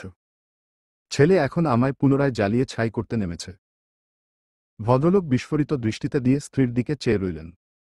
তার কথা বললেও দোষ, না বললেও দোষ। সে যাবেটা কোথায়? সন্ধ্যার অনেকটা পরমুহূর্ত। পুরো আকাশ জুড়ে তখন অন্ধকারের চাদর মুড়ি দিয়েছে। সেই অন্ধকার ছাপিয়ে আজ চাঁদমামা নিজেকে প্রকাশে আনতে বাধ্য। তাসফি বসে আছে বেলকনিতে। বেলকনির লাইট অফ। রুমের মাঝের সাদা আলো এসে উকি দিয়েছে সেথায়। তার হাতে একখানা চিরকুট। 2 লাইনের চিরকুট, তবুও তাসফির হৃদয়গহীনে বারংবার অসংখ্য প্রজাপতি ডানা মেলে নাচছে। 2 লাইন যেন হাজার কথার অসংখ্য বুলি, যা বলে শেষ করার নয়। চিরকুট খানা সে পেয়েছে বেলকনিতেই। কে, কিভাবে, কখন রাখল তা তার জানার আগ্রহ নেই। কারণ সে তো চিনে এই পরিচিত হাতের লেখা আবছা প্রণয়ের বর্ণমালার ধরন প্রণালী। হৃদয় মাঝে অনুভূতি লুকিয়ে আবছা চিরকুট তো তাকে একজনই দিতে পারে। কে সে? তাসফি মিষ্টি হাসল। তার হাসিতে ঝরে পড়ল যেন স্বচ্ছ মুক্তকণা। তাতে রয়েছে আনন্দ অশ্রু। তাসফি সেই আবছা আলোয় দুরু দুরু বুকে চিরকুটখানা পুনরায় মেলে ধরল। মেয়ে, তোমায় ভেবেছিলাম তুমি মোর জীবনের ধূসর রন্ধনু। তবে কেমন করে হঠাৎ ধরা দিল রঙিন রন্ধনুর ন্যায়? এর উত্তর কি বলিতে পারিবে হে দুষ্টু রমণী? তাসফি হাসল। ফিসফিস করে বলল। উহু, পারব না তো। কি করে পারব বলুন? আমি নিজেই তো সে বিষয়ে অবগত ছিলাম না। কোনো ক্ষণে, কোনো লগ্নে এই হৃদয় সপেছি আপনার তরে, তা তো এই তাসফি নিজেও বলিতে পারিব না। অদূরে দাঁড়িয়ে সেই যুবক তার প্রিয়তমার হাসির সঙ্গে ঠোঁট নাড়ানোর আবছা ভাব অবলোকন করছে। প্রিয়তমার হাসিতে তার মুখেও ছড়িয়ে পড়ছে উজ্জ্বলতার লেশ। অন্ধকারে যুবকের অবয়ব একদম অস্পষ্ট। যুবকে ফিসফিসানো অনুরোধেই বোধহয় চাঁদ মামা আজ লুকিয়েছে নিজ গৃহে। ভালোবাসা কাছে গিয়ে প্রকাশের চেয়ে লুকিয়ে চুরিয়ে দূর হতে দেখেই যেন এক অদ্ভুত আনন্দানুভূতি। প্রেয়সীর কাছে গেলে সব গুলিয়ে যায়। অনুভূতি প্রকাশের ধরন মূর্ছা যায়। হৃদয় সাজানো হাজারো কথা এক লহমায় কি করে ভুলে যায় সে। নারীস্পর্শে সে শুধু তখন চায় সর্বসুখ। আর যে কোনো দিকে খেয়ালি যেন থাকেই না। তখন কি করে করবে ভারী বর্ণমালা সাজিয়ে গুছিয়ে ভালোবাসার প্রকাশ? সে নিজেই তো হয়ে যায় অগোছালো। তবে তবে পরপর শব্দের ঝুলি সাজাবে কেমন করে? এই যে সে দূর হতে সে তারে দেখছে। আর হৃদয় অনুভব করছে। ভালো লাগার এক অসীম সীমানা তার বুকে তৈরি হচ্ছে। এও বা কম কিসে? কাছে গিয়ে সবসময় শরীর স্পর্শ করে সব করতে হবে এমন তো কোনো কথা নেই। সে একটু বাসুক না ভিন্ন রকম ভালো। লুকিয়ে ভালোবাসবে, কাছে গিয়ে বাসবে। আদর করে বাসবে। সব ভালো তো সেই বাসবে। ভালোবাসা একরকম হলে তাতে একঘেয়েমি চলে আসে যে। কখনো কখনো ভিন্নতার প্রয়োজন। অপরজনকে ভরকে দেওয়া প্রয়োজন। হঠাৎ হঠাৎ অদ্ভুত কাজ করে তার কৌতূহল বাড়ানো প্রয়োজন। তবেই তো তোমার প্রতি তার জানার কৌতূহল বাড়বে। আগ্রহ দীর্ঘ হবে। তাসফি দৌড়ে রুমে গেল। সুন্দর একখানা কাগজে তার ফিসফিসানোর কথা ঝুলি তাতে আবদ্ধ করে রাখল। পাছে যদি সে তা ভুলে যায়। অন্ধকারে যুবক সেথায় দাঁড়িয়ে রইল দীর্ঘক্ষণ, যতক্ষণ পর্যন্ত না তার প্রেয়সী নিদ্রাগত হচ্ছে। আপনি কি একটিবার বেলকনিতে আসতে পারবেন বাসন্তী? প্লিজ। সময় তখন 11টার ঘর পার করেছে। বাসন্তী খানিকক্ষণ আগেই ঘুমিয়ে পড়েছিল। হঠাৎ মাহিনের ফোন কলে পেয়ে জেগে গিয়েছে। মাহিনের এমন আবদারে সে ভীষণ অবাক হল। মনে উদ্বেগ হল প্রশ্নের দানা। উত্তেজনায় সে ততক্ষণাৎ দৌড়ে গেল বেলকনিতে। বাউন্ডারি পেরিয়ে অপর পাশের রাস্তায় ল্যাম্পপোস্টের আলোয় সে স্পষ্ট দেখতে পেল মাহিনের পুরুষালী অবয়ব। মাহিন অপলক তাকিয়ে রইল তার প্রিয়তমার পানে। মাত্রই ঘুম থেকে ওঠায় তার চোখমুখের গোলাভাব দৃশ্যমান। কোমর ছুঁই ছুঁই, চুলগুলো এলোমেলো। দৌড়ে আসার দরুন তার গায়ে ওড়না নেই। মাহিন মুচকি হাসল। মাথা নিচু করে ফোনে ফিসফিস করে বলল, গায়ে ওড়না জড়িয়ে আসুন বাসন্তী, নয়তো আমি পাগল হব নিশ্চিত। বাসন্তী তখনও ফোন কানে ধরেছিল। মাহিনের কথার মর্মার্থ বুঝতে পেরে লজ্জায় বাসন্তী ততক্ষণাৎ পিছু ঘুরে রেলিংয়ের সঙ্গে পিঠ ঠেকাল। তার বুকের ধুকপুকানি বেড়েই চলেছে ক্রমে। সে দৌড়ে রুমে গিয়ে ঠাস করে বেলকনির দরজা লাগিয়ে দিল। বাসন্তী কাপা কাপা কণ্ঠে বলল, তুমি বাড়ি চলে যাও মাহিন, প্লিজ। মাহিন ওপাশ থেকে আর্তনাদ করে বলল, আমি কিন্তু এমনটা একদমই আশা করিনি বাসন্তী। আপনাকে দেখতে ইচ্ছা করছিল ভীষণ, তাই তো ছুটে এলাম। তবে কি করে পাষাণদের মতো বলছেন এই তৃষ্ণা না মিটিয়ে ফিরে যেতে? এতটা স্বার্থপর হবেন জানলে তো তবে পাগল হলেই ভালো হতো। বাসন্তী কল কেটে দিয়ে ফোনটা বুকে চেপে ধরল। না, এই অনুভূতির সঙ্গে সে লড়াই করতে আর পারছে না। অসহ্য অনুভূতি সামাল দিতে সে ব্যর্থ। কেন সে মাহিনকে প্রশ্রয় দিচ্ছে? সে তো সব বুঝতে পারছে। সে তো এতটাও বোকা বা অবুঝ নয় যে একজন প্রেমিকের চোখের ভাষা, চাউনির মানে, গভীর কথার সারমর্ম সে বুঝবে না। তবে তার হৃদয় কি চায়? বাসন্তী গুটি গুটি পায়ে এগিয়ে গেল জানালার দিকে। অন্ধকার রুমের থাইগ্লাস দিয়ে সে স্পষ্ট দেখতে পেল সেই কাঙ্ক্ষিত পুরুষালী অবয়বের। মাহিন নিষ্পলক তাকিয়ে আছে সেদিকেই। বাসন্তী চোখ বন্ধ করে নিল। রাত তখন গভীরতার চাদরে মোড়া। তাসফি আলোকিত রুম হঠাৎ অন্ধকারের গাঢ় চাদরে মূর্ছা গেল। আবার হঠাৎ করে জ্বলে উঠল কমলা রঙা ডিম লাইট। ঘুমের মাঝে তাসফি অনুভব করল তাকে জড়িয়ে রাখা গভীর পুরুষালী বেষ্টনীর উষ্ণতা পেয়ে তাসফি সে অবয়বকে আরও আষ্টেপৃষ্ঠে জড়িয়ে ধরল। তাসফি আলোকিত রুম হঠাৎ অন্ধকারের গাঢ় চাদরে মূর্ছা গেল। আবার হঠাৎ করে জ্বলে উঠল কমলা রঙা ডিম লাইট। ঘুমের মাঝে তাসফি অনুভব করল তাকে জড়িয়ে রাখা গভীর পুরুষালী বেষ্টনীর উষ্ণতা পেয়ে তাসফি সে অবয়বকে আরও আষ্টেপৃষ্ঠে জড়িয়ে ধরল। শক্তপোক্ত পুরুষালী স্পর্শে তাসফির ঘুম কিছুটা হালকা হল। তার হৃদয় কিছুটা কুঞ্চিত হল। মস্তিষ্কে নিউরনে অযাচিত কিছু বার্তা পৌঁছাতেই সে ঝট করে চোখ মেলে চাইল। চোখের সামনে চেনা পুরুষকে এত কাছে দেখে চোখ বড় বড় করে ফেলল। মুহূর্তেই ছুট পাওয়ার তাড়নায় মোচামুচি শুরু করল। নিস্তব্ধ তাকে নিজের সঙ্গে আরও খানিকটা মিশিয়ে নিল। দুহাত শক্ত করে ধরে ফিসফিস করে বলল, উহহ, এত নড়াচড়া করবেন না ম্যাডাম, ঘুমাতে দিন। প্রমিস করছি আপনাকে একটুও ডিস্টার্ব করব না, শুধু হালকা একটু জড়িয়ে রাখব। তাসফি রাগী চোখে চাইল। কত বড়লোর মিথ্যুক পুরুষ মানুষ জড়িয়ে রেখেছে শক্ত করে, অথচ বয়ান দিচ্ছে হালকার। তাসফি ক্ষেপে গিয়ে বলল, ছাড়ুন। এই আপনি আমার রুমে এলেন কি করে বলুন তো? অসভ্য ডাক্তার, ছাড়ুন। বাহ, নিজে করলে কিছু না, আমি করলেই দোষ। তাসফি অবাক কণ্ঠে বলল, আমি কি করলাম? কি করলে মানে? নিজে তো ভারী ফায়দা লুটছিলে, এখন সব আমার দোষ? কখনো না। আপনি কিভাবে এলেন? দরজা তো বন্ধ। নিস্তব্ধ দুষ্টু হেসে বলল, এভাবে প্রতিদিন বেলকনির দরজা খোলা রেখে ঘুমালে চোর এসে চুরি করে নিয়ে গেলেও তো বুঝবে না। ভাগ্যিস আমি ছিলাম। না হলে তো অকালেই বউকে ডাকাতের মুখে ছেড়ে দিতে হলো।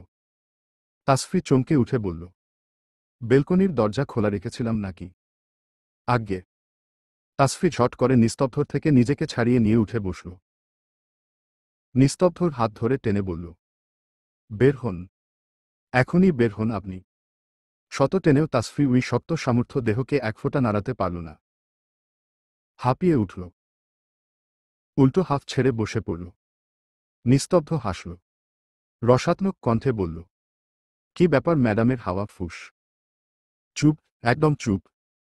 নিস্তব্ধ জোরে হাসতে নিল তাসফি সঙ্গে সঙ্গে উঠে তার মুখ চেপে ধরল। নিস্তব্ধ তখনও হাসছে। তাসফি দাঁতে দাঁত চেপে বলল, বেয়াক্কলের মতো দাঁত কেলাচ্ছেন কেন?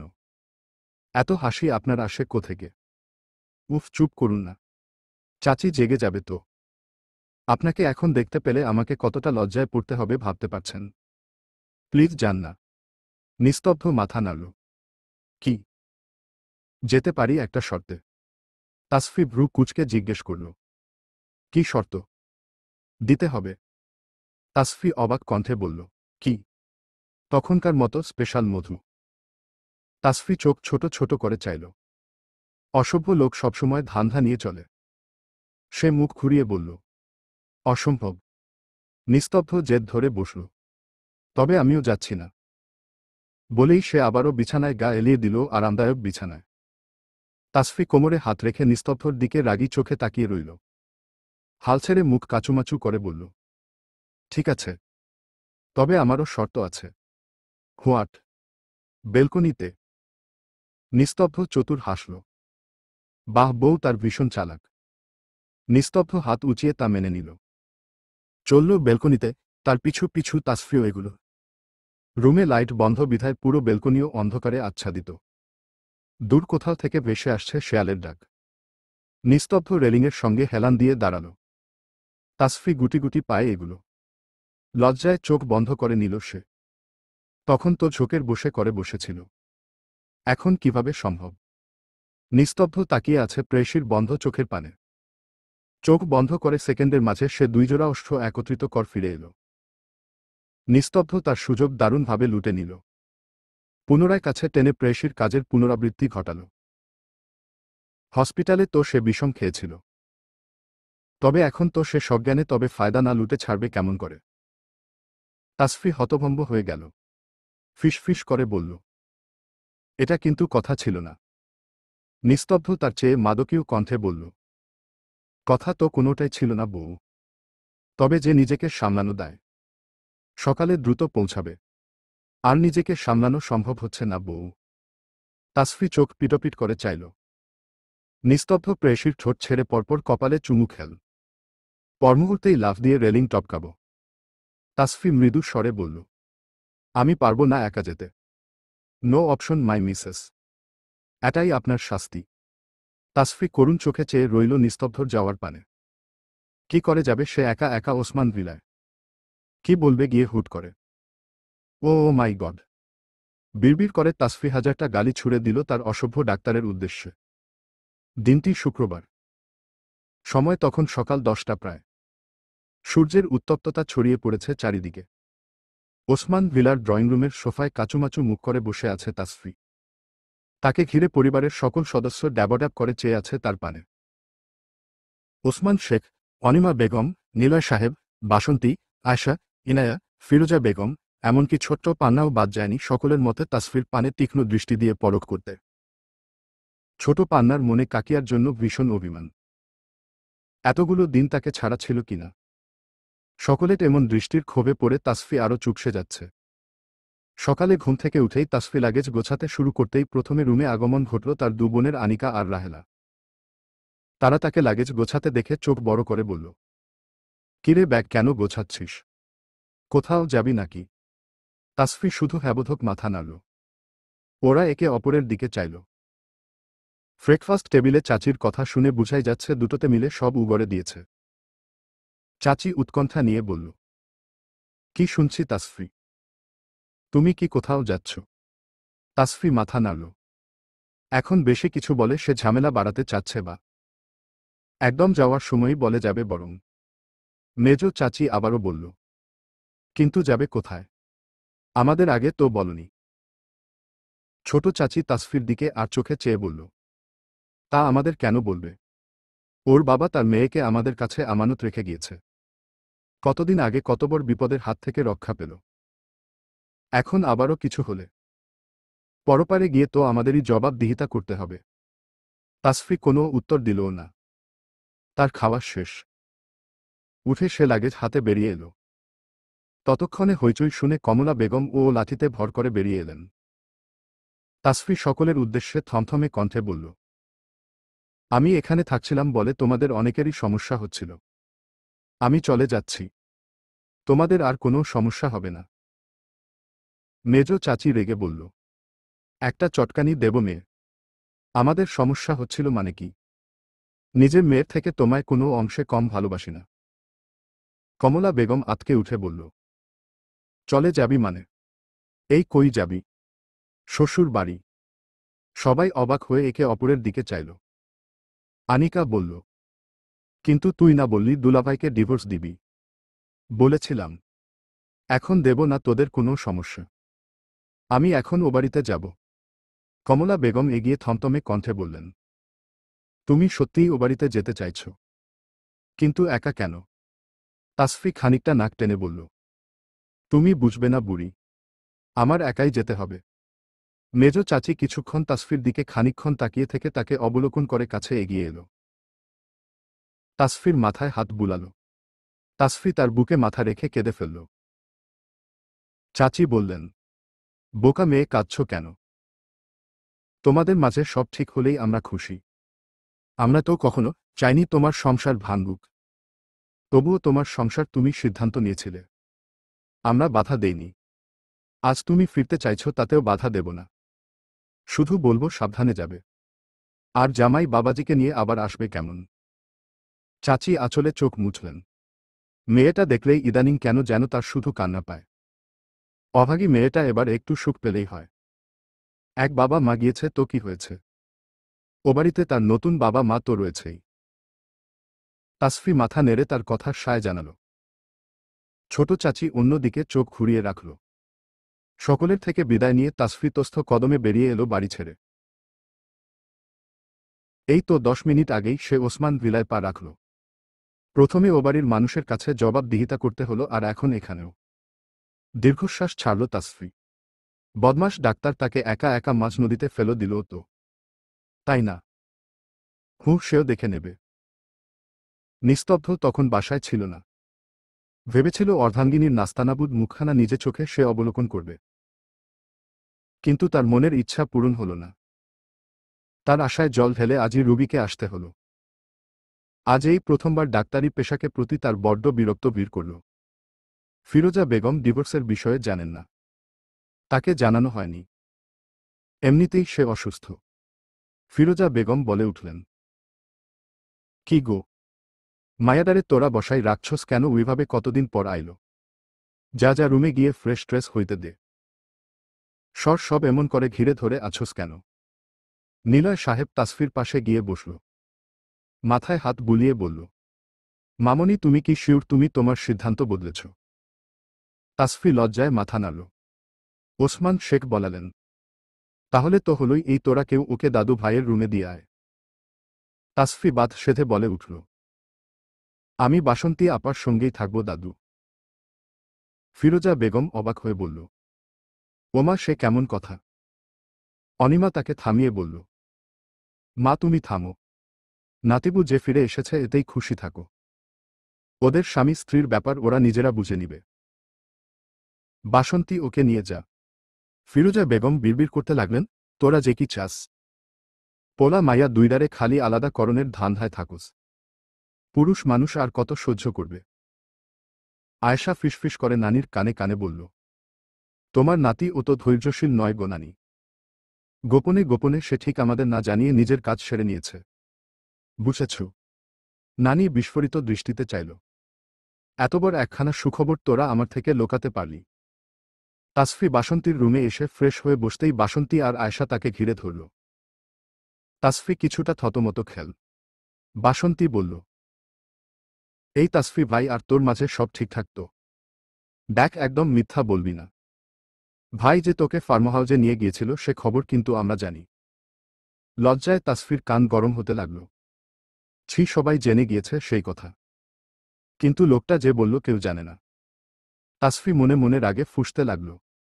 আয়েশা তার বাহুতে ধাক্কা দিয়ে বলল, কি হলো বোন, বলো না। তাসফি চোখ পিটপিট করে চাইল। রাগর করে বলল, ছি, অসভ্য কথা বলো না তো তোমরা। এই একদম নাটক করবি না তাসফি। সত্যি কথা বল, আমার ভাইটাকে আর কত অপেক্ষা করাবি? তোদের মাঝে সব ঠিকঠাক তো? তাসফি মনে মনে বলল, সব ঠিকঠাক হয়েও ঠিকঠাক নেই আপা। তোমার ভাই একটা বহুরূপী, এত সহজে সব ঠিকঠাক কি করে হতে দেই? আর তোমার ভাই ওটাও ধৈর্যশীল নয়। শুরু থেকেই তোমার ভাই অধৈর্য বানল পুরুষ মানুষ। শুধু সুযোগ খুঁজে এই তাসফির কোমর ছোঁয়ার। মুখে বলল, না। আয়েশা অবাক হয়ে বলল, তবে দেওরজি তোমায় জোর করে নিয়ে কি করল? তাসফি লজ্জায় মুখ নামিয়ে আমতা আমতা করে বলল, আমি অসুস্থ ছিলাম। ও তাই বলো? এমনি সব ঠিকঠাক তো? তাসফি মাথা নাড়ল। হ্যাঁ তাই তো। ঠিকঠাক না হলে তুমি তো আর আসতে না। এমনি সব ঠিক থাকলেও আমরা খুশি। বাসন্তী চোখ ছোট ছোট করে বলল, সব ঠিক হলে তবে আপনি এখানে কেন শুনি? তাসফি বলল, ও তুমি বুঝবে না আপা। হ্যাঁ, আমরা আর বুঝতেও চাই না। তোমাদের ভেতরের গোজামিল তোমরাই সামলে নাও। আমরা আর কিছু করতেও চাই না, বুঝতেও চাই না। সব ঠিক হলেই আমরা খুশি।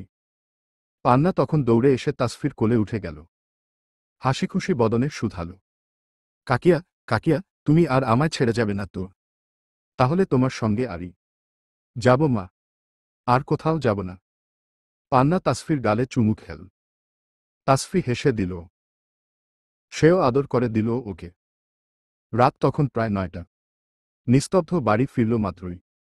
নিজের রুমে ঢোকার আগে বাসন্তীর রুম থেকে তাসফি আর পান্নার দুষ্টুমি লক্ষ্য করল। তার বউ এসেছে তবে। নিস্তব্ধ মুচকি হাসল। তবে তার এই হাসি কতক্ষণ ধরে রাখতে সক্ষম হবে তা কে জানে। খাবার টেবিলেও নিস্তব্ধ তাসফির দেখা পেল না। সবাই তার সাথে বেশি একটা কথা বলল না। সেও আগ বাড়িয়ে আর কথা বলল না। বউ তার কাছে আসলেই হল। রাত 11টা পেরিয়ে যাওয়ার পরেও তাসফি যখন রুমে আসলো না, নিস্তব্ধ কিছুটা চিন্তিত হল। ভালো করে লক্ষ্য করে দেখল। তাসফির লাগেজ বা কাপড় কোনোটাই তার রুমে নেই। নিস্তব্ধ বড় আশ্চর্য হল। মানেটা কি? নিস্তব্ধ রুম ছেড়ে হন্তদন্ত হয়ে বের হল। বাসন্তীর রুমে এসে টোকা দিল। বাসন্তী দরজা খুলে গম্ভীর মুখে বলল, কি ব্যাপার ভাই, এত রাতে ডিস্টার্ব করছিস কেন? নিস্তব্ধ আমতা আমতা করল। আর চোখে ভেতরে তাকিয়ে দেখল বউ তার দিব্যি ফোন স্ক্রুল করে যাচ্ছে। তাসফি এদিকে ফিরেও তাকাল না। নিস্তব্ধ রাগে হাত মুষ্টিবদ্ধ করল। কিছু না বলে ফিরে আসল। রুমে এসে তাসফিকে মেসেজ করল, রুমে আসছো না কেন? আপার রুমে কি? তাসফি লিখল, রুমে কেন যাব? আমি তো আপার রুমেই থাকব। নিস্তব্ধ চোখ বড় বড় করে ফেলল, রাগে ফেটে পড়ল সে। লিখল, আপার রুমে থাকবে মানে?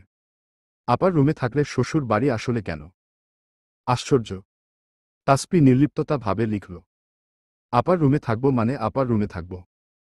আর শ্বশুর বাড়ি আসতে বলেছেন আপনি, এসেছি। আপনি তো একবারও বলেননি আপার রুমে থাকতে পারব না। আমাকে ডিস্টার্ব না করে ঘুমান তো। নিস্তব্ধ দাঁতে চেপে বসে রইল নিজের বোকামির জন্য। ইচ্ছে হচ্ছে মেয়েটাকে এখন সে তুলে নিয়ে আসে আপার রুম থেকে। কিন্তু এতটাও বেহায়া হওয়া যাবে না। তবে তো তা সারা বাড়ি ময় রটে যাবে। সবার প্রথমে নিলয় সাহেব এবং ওসমান শেখ তাকে হাউমাউ করে চেপে ধরতে ছাড়বেন না। নিস্তব্ধ সারা রুমময় পায়চারি করছে। সে বুঝতে পারছে না বউকে বাড়ি এনে সত্যিই বোকামো করল না তো। বউ তো এখন তার কাছেই ভিড়ছে না। ও বাড়িতে থাকাকালীন সে তো কাছে যেতে পারত, শুতে পারত। অথচ এখন সেটার কোনোটাই পারছে না। দূর সালার জিন্দেগিই প্যারাময়। রাগের চোটে হাতের কাছে থাকা সব ছুঁড়ে ফেলল। শটান হয়ে গা এলিয়ে দিল বিছানায়। কৃষ্ণ অম্বরে দেখা দিয়েছে নতুন ভোর। আরও একটি নতুন দিন। সময়গুলো খুবই ক্ষীণ হয়ে আসছে। ওসমান ভিলার ব্রেকফাস্ট টেবিল আজ ভারী রমরমা। অনেকদিন বাদে সকলের মনের মাঝের প্রফুল্লতা স্পষ্ট ঠাউর করা যাচ্ছে। নিস্তব্ধ রেডি হয়ে নিচে নেমে এলো। তবে সে তাকালো না কোনো দিকে। তস্থ পায়ে হেঁটে সোজা গৃহ ত্যাগ করল। সবাই আর চোখে সেদিকে চাইল। সবাই বুঝতে পারল নিস্তব্ধ ক্ষেপে আছে ভীষণ। তাই কেউ আর বাড়তি কোথাও বাড়াল না। কথা বাড়ালে তাদেরই লস। ছেলের কথার জালে বেদম ফাঁসা ফাঁসতে হবে। ফিরোজা বেগম আহাজারি করে বলল, দেখ দেখ নাতিদা আমার সকাল সকাল না খাইয়াই বের হয়ে গেল। তাসফি কোনো রকমে খাবার শেষ করে ব্যাগ নিয়ে ছুটল নিস্তব্ধর পিছু পিছু। দেখে বেশ বোঝাই যাচ্ছে তার ডাক্তার সাহেব বেজায় চটেছে। হুয়া, চটুক না তাতে তার কি। কাল যদি লোকটা তাকে সঙ্গে করে নিয়ে আসত তবে তো তাসফিও এতটা স্বার্থপর হতো না। তাসফিকে সবার কাছে এত জবাবদিহিতাও করতে হতো না। সব দোষ তো তার অসভ্য ডাক্তার সাহেবের, তবে সে একা কেন সব ভোগ করবে। হুয়া। নিস্তব্ধ গাড়িতে উঠে স্টার্ট দেওয়ার আগেই তাসফি এসে উপাসের দরজা খুলে ফ্রন্ট সিটে বসে পড়ল। নিস্তব্ধ ঘুরে তাকিয়েও দেখল না। যেই রমণী তার সঙ্গে রাত্রিবাস করেনি এখন তার সঙ্গে দিনবাস করারও কোনো প্রয়োজন নেই। সে একাই থাকতে পারবে। নিস্তব্ধ মুখ দিয়ে টু শব্দটি না বলে গাড়ি স্টার্ট দিল। প্রণয়পুরুষের নীরব অভিমান তাসফি স্পষ্ট বুঝতে পারল। মুচকি হাসল সে। করুক না একটু অভিমান, আর কি হবে। কতক্ষণ এই অভিমানের খেলা চলে সেও দেখবে। 2 মিনিট যেতে না যেতেই নিস্তব্ধ জোরছে ব্রেক কষল। তাসফি সামনে ঝুঁকে আর একটুর জন্য মাথায় আঘাত লাগার হাত থেকে বেঁচে গেল। তাসফি চোখ গরম করে নিস্তব্ধর দিকে চাইল। অতঃপর শুধাল, কি হলো, এভাবে মাঝ রাস্তায় গাড়ি থামালেন কেন। নিস্তব্ধ উত্তর দিলও না, বরং হাতের থাবায় স্টিয়ারিংয়ে রাগে থাপ্পড় বসাল। তাসফি নিস্তব্ধর অদ্ভুত কর্মকাণ্ডে চোখ পিটপিট করে চাইল। মুহূর্তেই সুজনকে ফোন লাগাল। অসময়ে সুজন নিস্তব্ধর ফোন পেয়ে ভারী অবাক হল। রিসিভ করতেই নিস্তব্ধ ঝাড়ি মেরে বলল, সুজন সিট বেল্ট লাগা। এতটা কেয়ারলেস হস কিভাবে।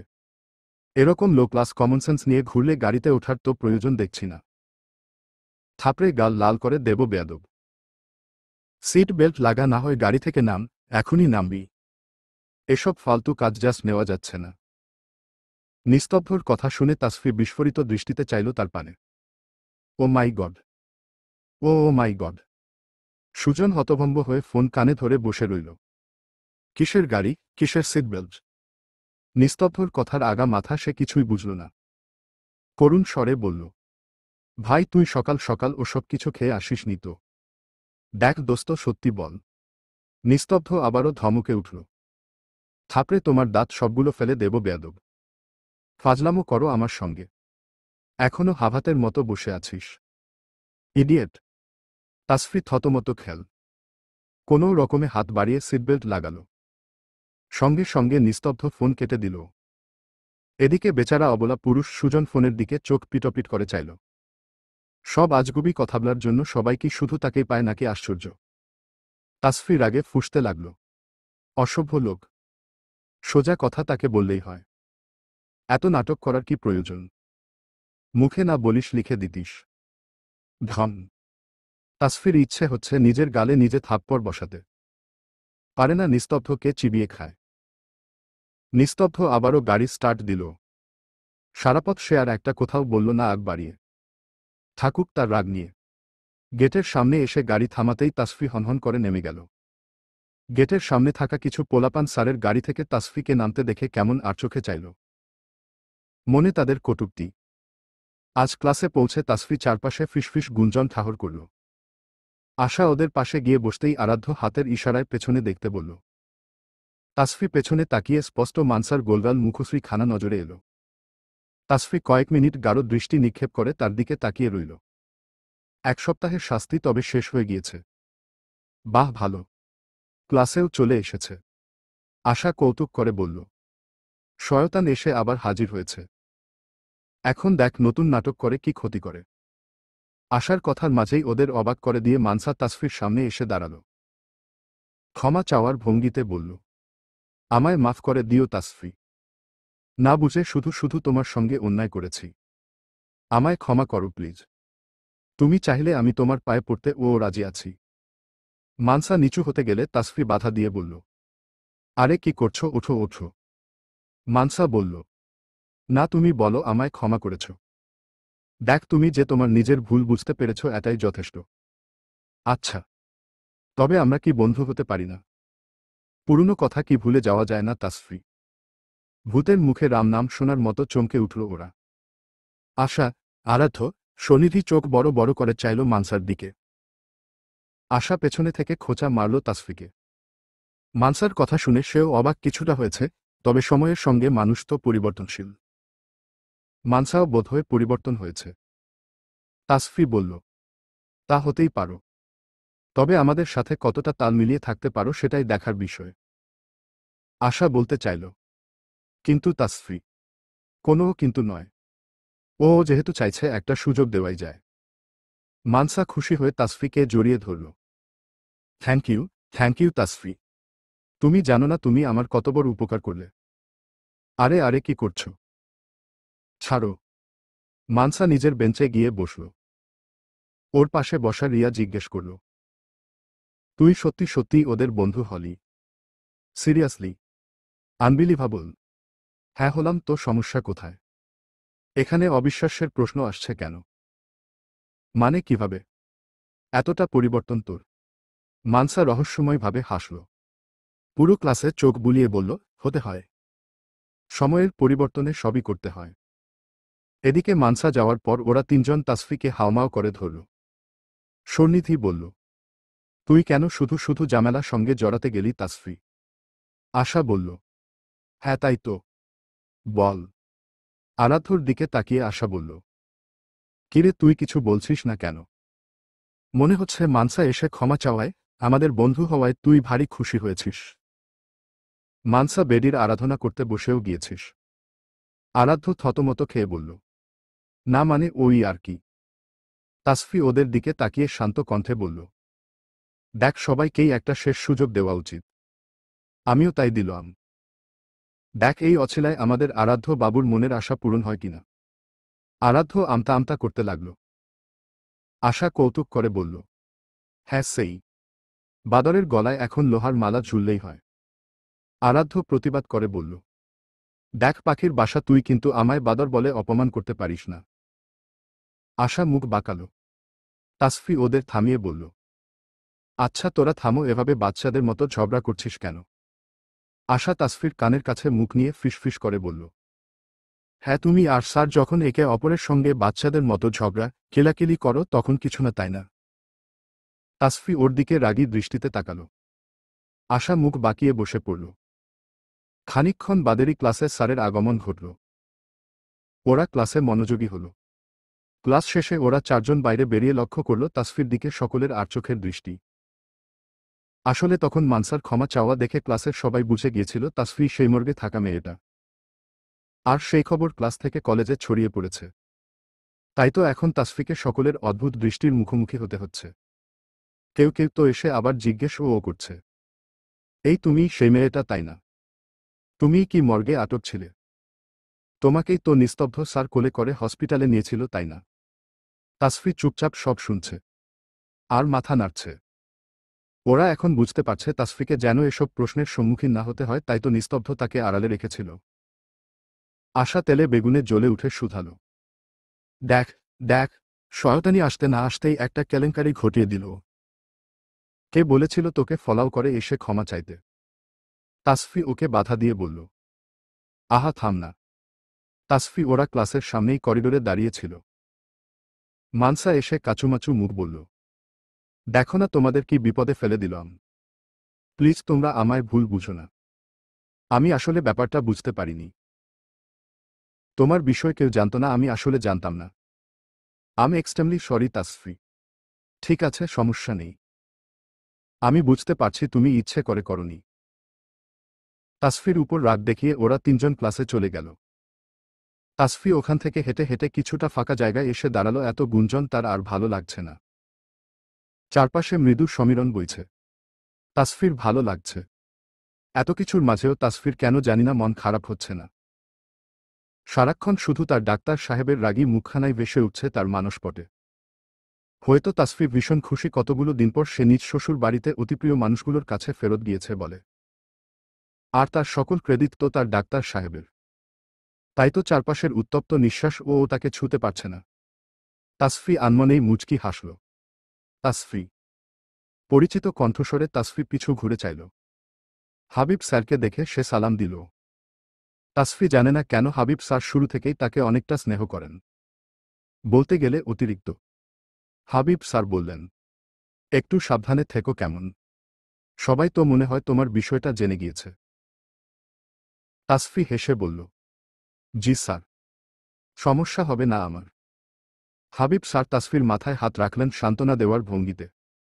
তাসফি হাসিখুশি মুখে দাঁড়িয়ে আছে। নিস্তব্ধ তখন করিডোরে তাদের পেরিয়ে হনহন করে হেঁটে গেল। নিস্তব্ধকে দেখে হাবিব স্যার পিছু ডাকলেও নিস্তব্ধ ফিরে চাইল না। হাবিব স্যারের দিকে চাইলে সে নির্ঘাত এখন একটা রক্তারক্তি কাণ্ড ঘরিয়ে ফেলবে। নিস্তব্ধকে দেখে তাসফি শুষ্ক ঢোক গিলল। চেম্বারের পৌঁছে নিস্তব্ধ গায়ের এপ্রন এক প্রকার ছুঁড়ে ফেলল। রাগের চোটে হিসহিস করতে লাগল। এমনিতেই সে রাত থেকে তাসফির উপর রেগেছিল। হাবিব স্যারের সঙ্গে তাসফির কথা বলা নিস্তব্ধর রাগের পারদ ছিল দ্বিগুণ করতে যথেষ্ট। তার রাগ আরও দ্বিগুণ হল পরপুরুষ তার বউয়ের ত্বক স্পর্শ করায়। সে চেয়েও পারছে না নিজেকে শান্ত করতে। তার কাছে আসে না, অথচ দেখ পরপুরুষের সঙ্গে কেমন হেসে হেসে কথা বলা হচ্ছে। কেন একজন পরপুরুষ তার মাথায় হাত রাখবে? স্নেহ হোক আর ভালোবাসা বা বন্ধুত্ব, গায়ে কেন হাত দিতে হবে? মুরুব্বি মানুষ হয় ভিন্ন কথা। সে থাকতে কেন একজন অবিবাহিত পুরুষ তার বউয়ের কাছাকাছি যাবে? হাবিব স্যার চলে যাওয়ার সঙ্গে সঙ্গেই তাসফি ছুটে নিস্তব্ধর কেবিনে এল। ডাক্তার সাহেব শুনুন। নিস্তব্ধ রক্তচক্ষু দৃষ্টিতে তাসফির পানে চাইল। নিস্তব্ধ অবস্থা দেখে তাসফি এবারে সত্যিই খানিকটা ভয় পেল। আসলে হয়েছে কি? তাসফি বাকি কথা বলতে পারল না। এক ঝটকায় তাকে দেওয়ার সঙ্গে চেপে ধরল নিস্তব্ধ। শক্তপোক্ত কংক্রিটের দেওয়ালের তাসফির পিঠ ঠেকল। জোরে চেপে ধরায় মৃদু ব্যথা পেল সে। নিস্তব্ধর রাগী চোখে তাকিয়ে তাসফি ভয়ে কেঁপে উঠল।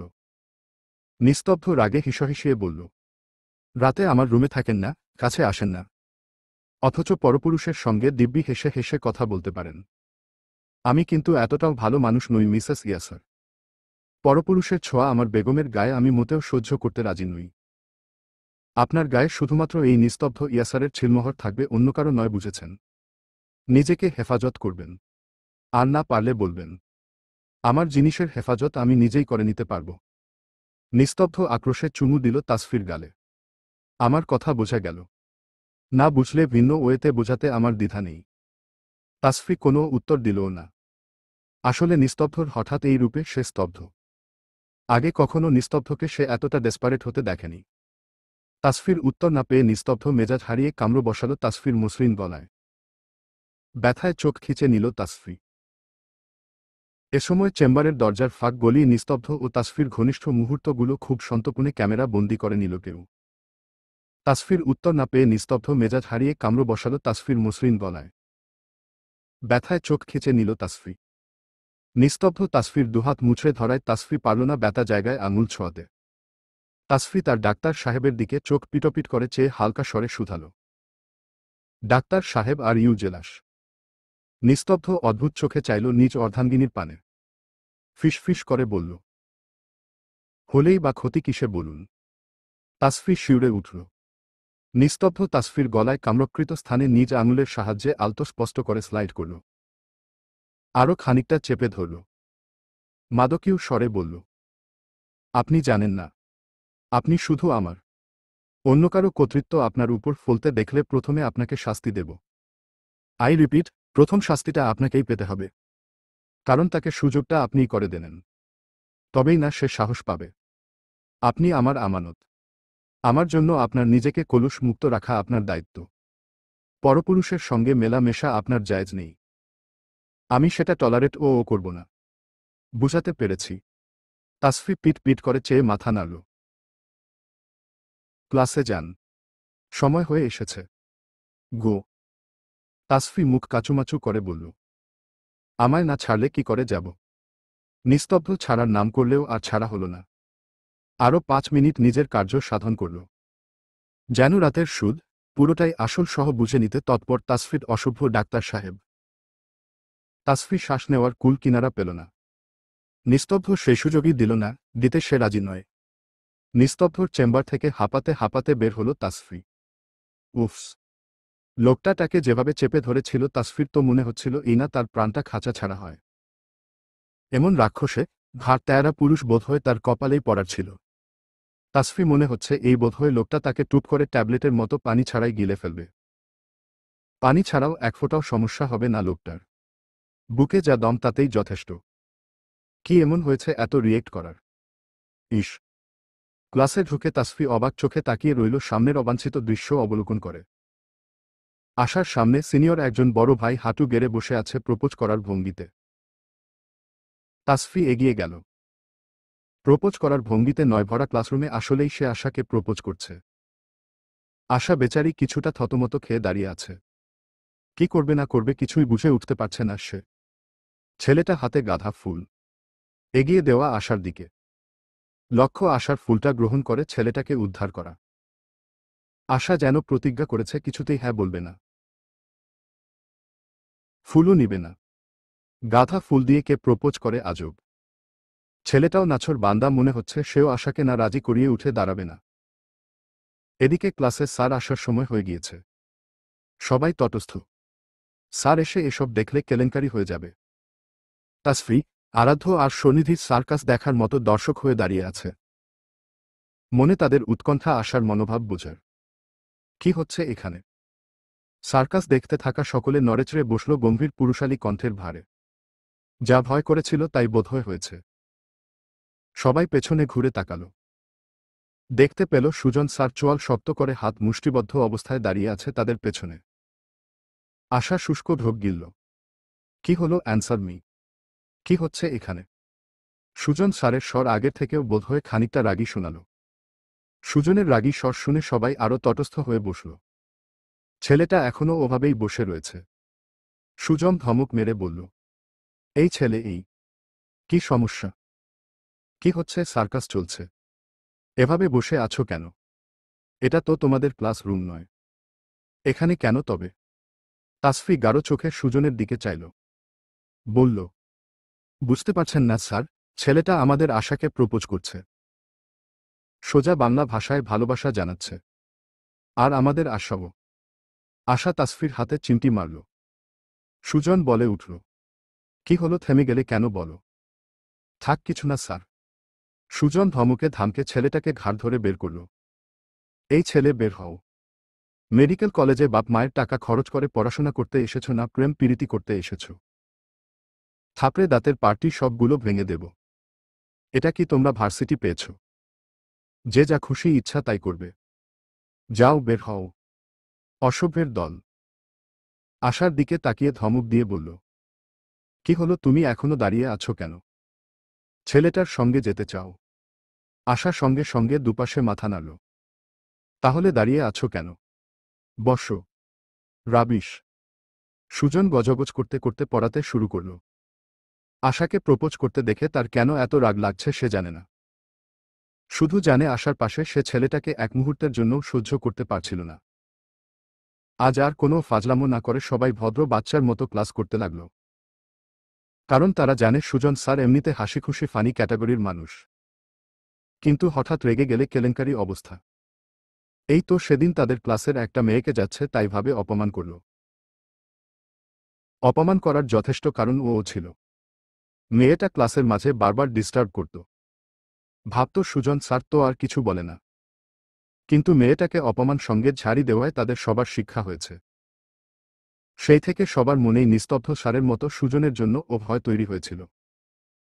আগে হাসি ঠাট্টা করলেও এখন এতটা করতে সাহস পায় না। ক্লাস শেষে সুজন বেরিয়ে গেল। তাসফি আশার কানে কানে ফিসফিস করে বলল, পাখির বাসা সত্যি করে বলতো, আমার দেওরকে পছন্দ করিস? কদিন যাবৎ তোর মতিগতি লক্ষ্য করছি। ভালো ঠেকেছে না? দেখ, সত্যি বলবি। আশা আমতা আমতা করল। আরে ওরকম কিছু না। কি যে বলিস তুই! কোথায় আমি আর কোথায় স্যার? পাগল! হ্যাঁ হ্যাঁ, লুকাও দেখি কতদিন লুকাতে পারো। আমিও দেখে নেব। আশা করুণ চোখে তাকিয়ে রইল তাসফির পানে। আমার দিকে এভাবে তাকিয়ে লাভ নেই। তুমি বরং এবার নিস্তব্ধকে ডিভোর্সটা দিয়েই দাও কেমন? তাসফি মুচকি হেসে নড়েচড়ে বসল। কফির কাপে চুমুক দিয়ে তা পুনরায় টেবিলে রাখল। অতঃপর শুধাল, হ্যাঁ, তা দিতেই পারি। তবে তৃপ্তি ম্যাডাম, আপনি না হয়ে আপনার বন্ধুকে গিয়ে বলুন সে যেন তার বউকে ডিভোর্সটা দিয়ে দেয়। নিস্তব্ধ। ইয়াসার, যদি তার বউকে ডিভোর্স না দেয় তবে আমার আর কি করার বলুন। আপনি বরং কথাটা গিয়ে আপনার বন্ধুকে বলুন কেমন। তৃপ্তি গাঢ় চোখ তাকিয়ে রইল তাসফির পানে। তাসফি কফির মগে শেষ চুমুকটুকু দিয়ে বলল, শুধুমাত্র এই অছিলায় আপনি আমায় ডেকে থাকলে আমি আসছি। তবে ওসমান ভিলায় অনেক কাজ পড়ে আছে। ও হ্যাঁ, thanks for the coffee treat. Bye. Tasfi ক্যাফের দরজা দিয়ে দ্রুত কদম ফেলে বেরিয়ে গেল। তৃপ্তি নীরব দৃষ্টিতে রমণীর স্থান ত্যাগ করা দেখল। অতপর একা একাই মুচকি হাসল। তার কাজ শেষ। এবারে সে নিশ্চিন্তে থাকতে পারবে। শেষ নিঃশ্বাসটুকুও বোধহয় সে নিশ্চিন্তে ফেলতে পারবে। থাকবে না আর কোনো পিছুটান। বাড়ি ফিরে তাসফি আজ আর সাহস পেল না নিস্তব্ধর রুমে যেতে। কাল জেদ ধরে যায়নি, আর আজ নিজেই সাহস পাচ্ছে না। তাসফিকে ঘামতে দেখে বাসন্তী ভ্রুকুচকে বলল, কি ব্যাপার, এত ঘামছিস কেন তাসফি?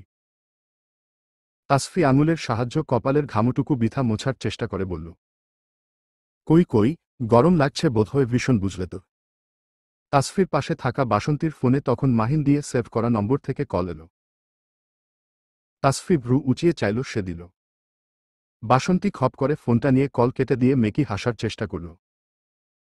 আবারও কল বেজে উঠল। বাসন্তী ওখান থেকে উঠে বেলকনিতে চলে গেল ফোন নিয়ে। তাসফি আর ওত ঘাটাল না।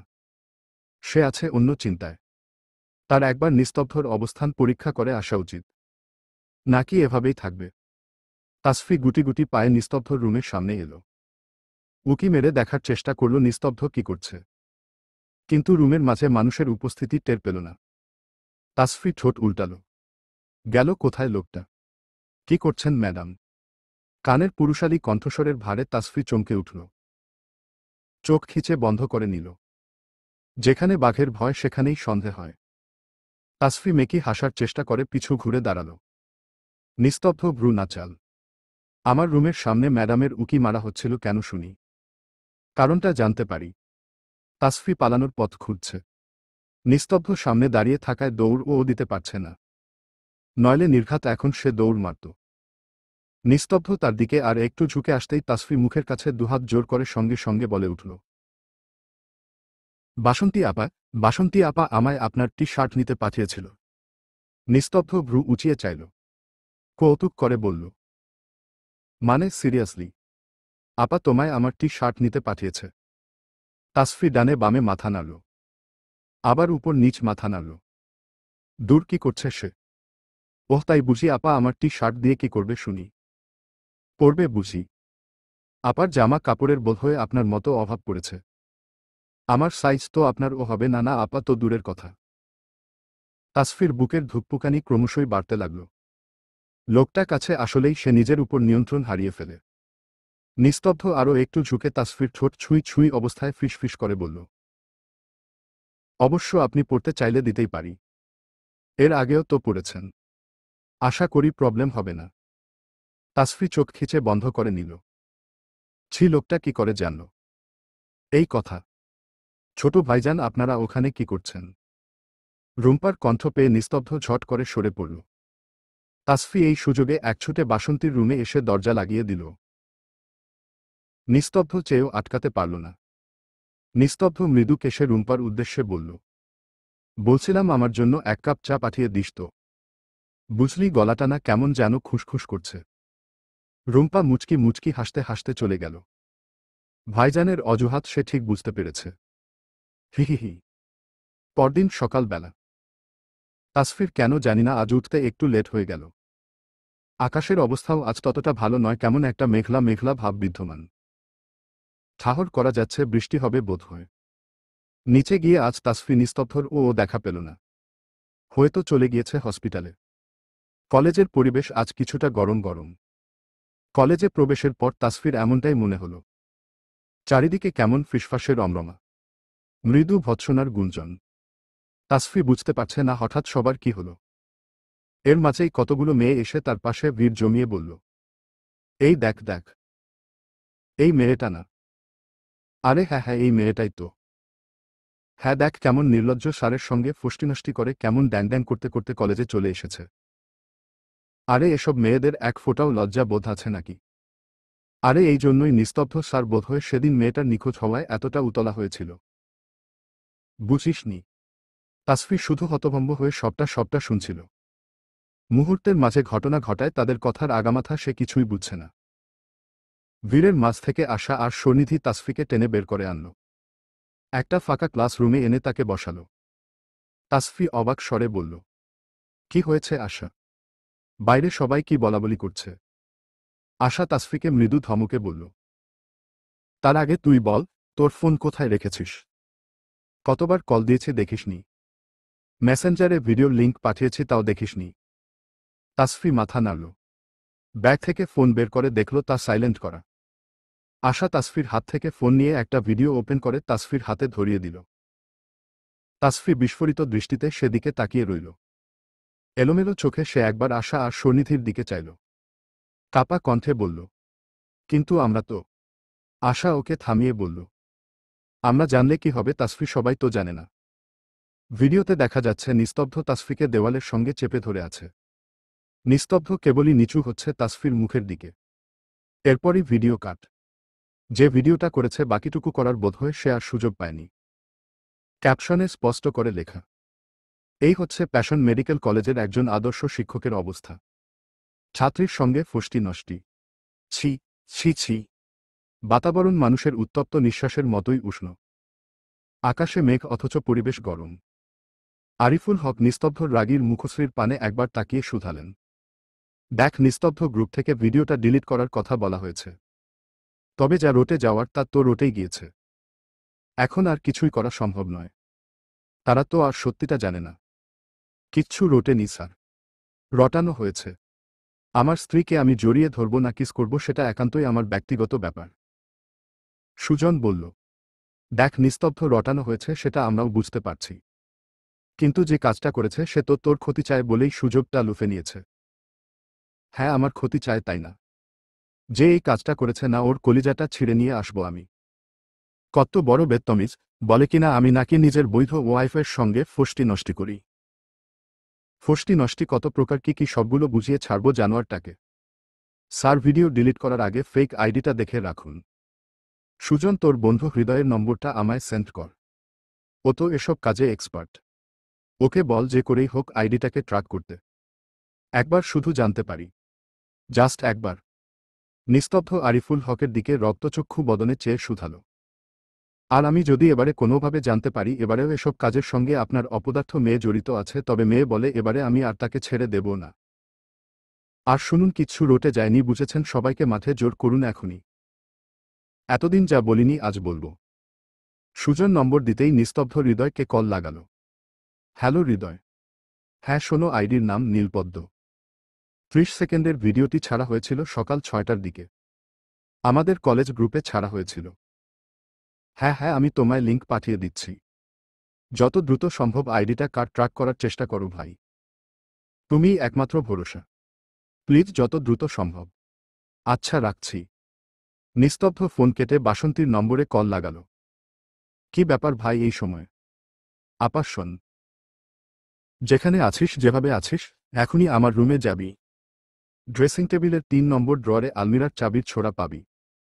সবথেকে বড় চাবি দিয়ে আলমিরা খুলে সবচেয়ে ছোট্ট চাবি দিয়ে তার মাঝের ড্রয়ার খুলে আমার আর তাসফির বিয়ের কাবিননামা নিয়ে আসবি। ড্রাইভারকে বলবি হাই স্পিডে গাড়ি চালাতে। সঙ্গে বাবাকেও আনবি। 10 মিনিটের মাঝে কলেজে পৌঁছাবি। I repeat, 10 minute. কিন্তু কোনো কথা নয় আপা, যা বলেছি দ্রুত কর। সময় কম। বাসন্তী কেবলই একটু ড্রয়িং রুমে বসেছিল। ভাইয়ের কথার মানে না বুঝলেও যা বলল সে তাই করল।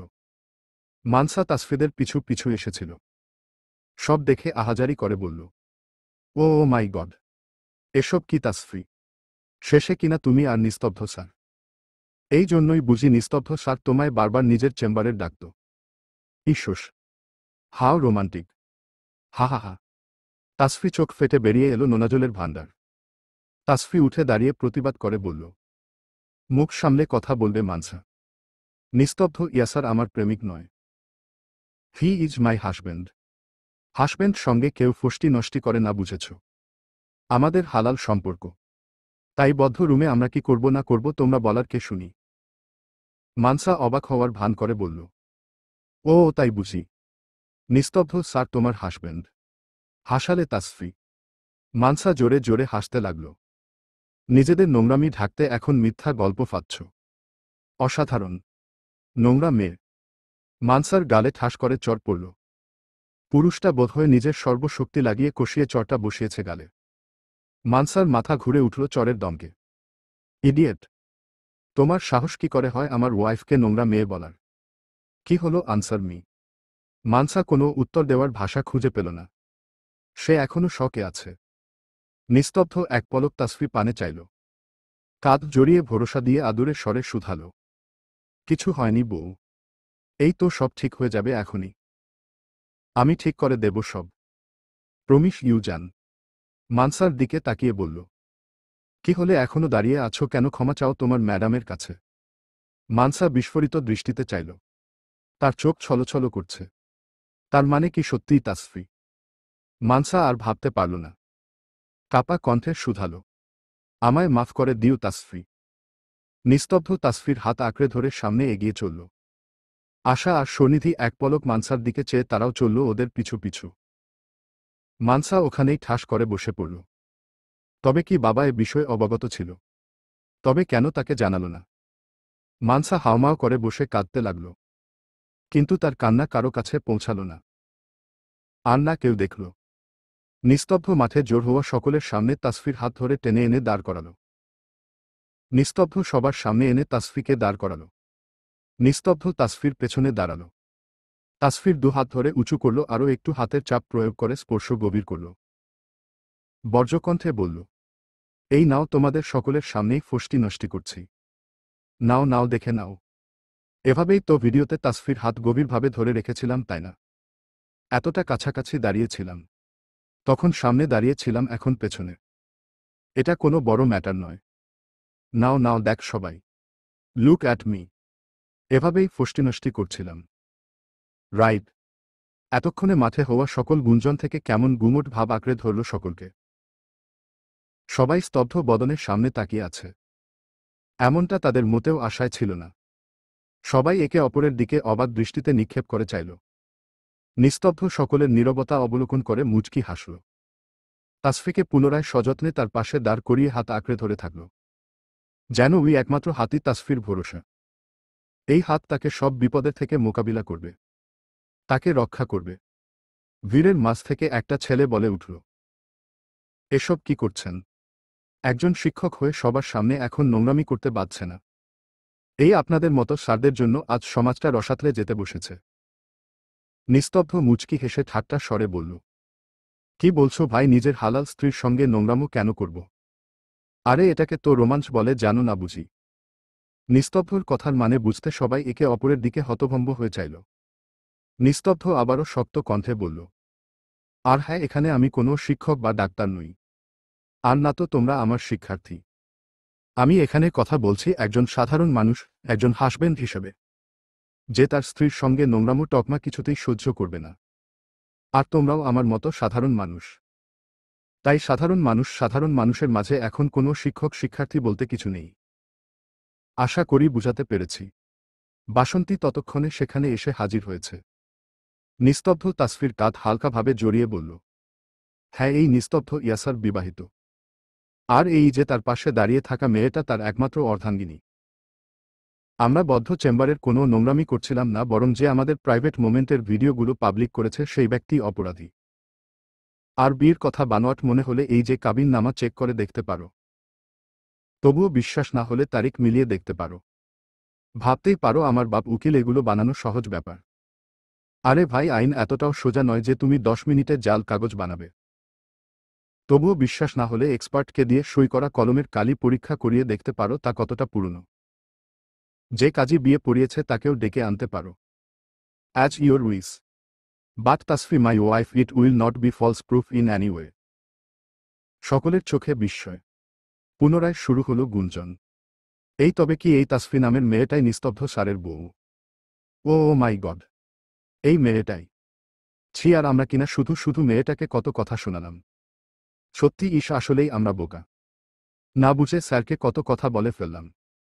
মানুষ না বুঝে কেন যে এসব ভিডিও করে পাবলিক করে বুঝি না। সত্যি পুরো কথা না জেনেই এরা সবাইকে নাস্তানাবুদ করে। ছি, ছি। নিস্তব্ধ সকলের দিকে তাকিয়ে কৌতুক করে হাসল। কিছুক্ষণ আগে যারাই দুর্নামের বন্যা বইয়ে দিচ্ছিল, দেখ এখন তারাই আবার আফসোসের সমুদ্রে ভাসছে। হায় রে মানব জাতি।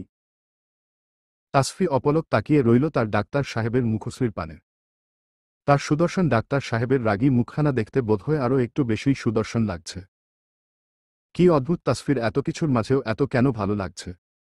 কেন ইচ্ছে করছে নিস্তব্ধ ধরে রাখা হাতখানা আর না ছাড়তে? উহু, কেন ছাড়বে সে? আজন্মকাল ধরে রাখবে সে তার সুদর্শন বুদ্ধিদীপ্ত ডাক্তার সাহেবের হাতখানা। ইহকালে পরকালে সর্বকালেই সে এই হাতখানা শক্ত করে আঁকড়ে ধরে রাখবে। নিস্তব্ধ সকলকে থামতে বলে উচ্চ কণ্ঠে শুধালো। তোমাদের শিক্ষক হিসেবে একটা উপদেশ দিতে চাই। জীবনে কখনো কোনো পদক্ষেপ যাচাই বাছাই না করে নেবে না। এখনকার অনলাইনের যুগে কে সত্যি বলল কে মিথ্যা বলল এটা বাছাই করা বড্ড মুশকিল। আর তা যদি হয় আমাদের একদমই অজানা, তাহলে তো কথাই নেই। সমাজ আমাদের যেভাবে পারবে লুফে নিবে। তাই কারো দিকে আঙুল তোলার আগে সত্য মিথ্যা যাচাই করে নেবে। তোমাদের একটা কথার প্যাচে কত মানুষ কত সমস্যায় পড়ে তা তোমাদের ধারণারও বাইরে। আজ যদি আমার অর্ধাঙ্গিনী দুর্বল হতো, আমিও দুর্বল হতাম, তবে তো তোমাদের সামনে এই সত্যগুলো তুলে ধরার চেষ্টা করতাম না। অপমানে ঘরের দ্বার দিয়ে বসে থাকতাম। আমার স্ত্রী প্রতিবাদ না করে কান্না করে বুক ভাসিয়ে ফেলত। আর তোমরা তোমরা কি করতে? একজনের মিথ্যাকে বুকে পুষে রেখে মিথ্যাকে সারাজীবন সত্য মেনে আসতে। আর আমরা কি করতাম? সমাজের অসুস্থ মানসিক টর্চারে অতিষ্ঠ হয়ে উঠতাম। তাই কখনো কাউকে মানসিক আঘাত করার আগে সত্য কিংবা মিথ্যা যাই হোক না কেন যাচাই করে নেবে। কখনো কখনো এই সত্য মিথ্যা একটা প্রাণের মূল্যের সমান ভাগিদার হয়ে দাঁড়ায়, যা আমরা আমাদের সমাজের মানুষ তা কল্পনাও করতে পারি না। এই সত্য মিথ্যার খেলা মানব জীবনেও তোমাদের অনেকটা কাজে দেব প্রতিটা পদে পদে। নতুন করে মানুষ চিনবে। মাঝে মাঝে আমাদের সমাজের কিছু অসুস্থ বিকৃত মানুষকে জানবে, আর পরবর্তীতে অবশ্যই তাদের এড়িয়ে চলবে। আর একটু আগে ওখান থেকে কোনো ছেলেরা যেন বলল না, সমাজের মানুষ কি শিখবে? আরে ভাই তোমরা কি শেখাচ্ছ সমাজকে? নোংরামি, ফাতরামি, রাহাজানি। এই যে কদিন আগে একটা শিশু ধর্ষণ হলো সেখানে তো প্রতিবাদ করো না। এখানে সেখানে চুরি ডাকাতি হচ্ছে, কেউ শত্রুতা করে কারো গলা কেটে ফেলছে। আশ্চর্য সমাজ আমাদের। অহেতুক কোনো শিক্ষক কোনো সেলিব্রিটি কি করল সেই খবর গুনতে থাকো সারাদিন। তোমাদের থেকে সমাজ কি শিখবে? তোমাদের থেকে সমাজ যদি কিছু শিখতই তবে দেশে এখন আর এত অন্যায় অপরাধ হতো না। বর্তমানে আবার সমাজ আছে নাকি? যে যার নিজের মতো চলে।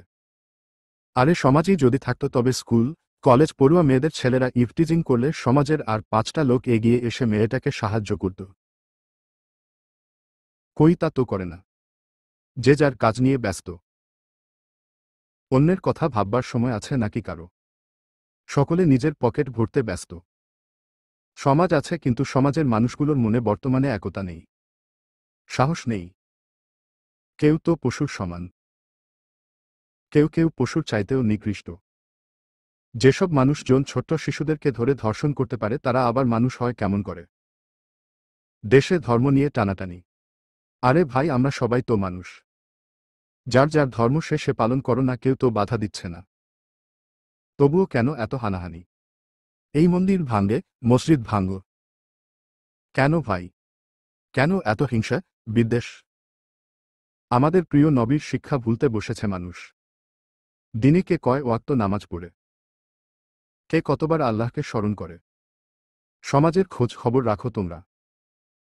সারাদিন ইউটিউব ফেসবুক নিয়ে পড়ে থাকো আর প্রাইভেট মেডিকেলে পড়ে বাপের অন্য ধ্বংস করো। নিস্তব্ধ চোখ বন্ধ করে নিজের রাগ সংবরণ করল। সবাই মাথা নিচু করে চুপ করে দাঁড়িয়ে রইল। ভিড় থেকে নিস্তব্ধ ফাঁকা জায়গায় এসে দাঁড়াল। নিলয় সাহেব গর্বে ছেলের পিঠ চাপড়ে বুক ফুলিয়ে শুধালেন, বেস্ট অফ লাক মাই সান। আজ যেভাবে নিজের ভুল শুধরে নিজ ইগো পাশে রেখে অর্ধাঙ্গিনীর পাশে দাঁড়াল, I proud of you my son. আশা করি ভবিষ্যতে ও আজন্মকাল নিজ অর্ধাঙ্গিনীর হাত শক্ত করে ধরে রাখার চেষ্টা করবে। নিস্তব্ধ কণ্ঠ নিচু করে নিলয় সাহেবের কানে কানে বলল, ইগো নয় বাবা, ভালোবাসা। আমি তোমার বৌমাকে ভালোবাসি বাবা। আজ ভালোবাসা স্বীকার করতে আমার কোনো দ্বিধা নেই। তুমি মাকে যতটা ভালোবাসো আমি আমার বউকে তোমার থেকেও বেশি পরিমাণ ভালোবাসি। ছেলের কথায় নিলয় সাহেব চোখ গরম করে চাইলেন।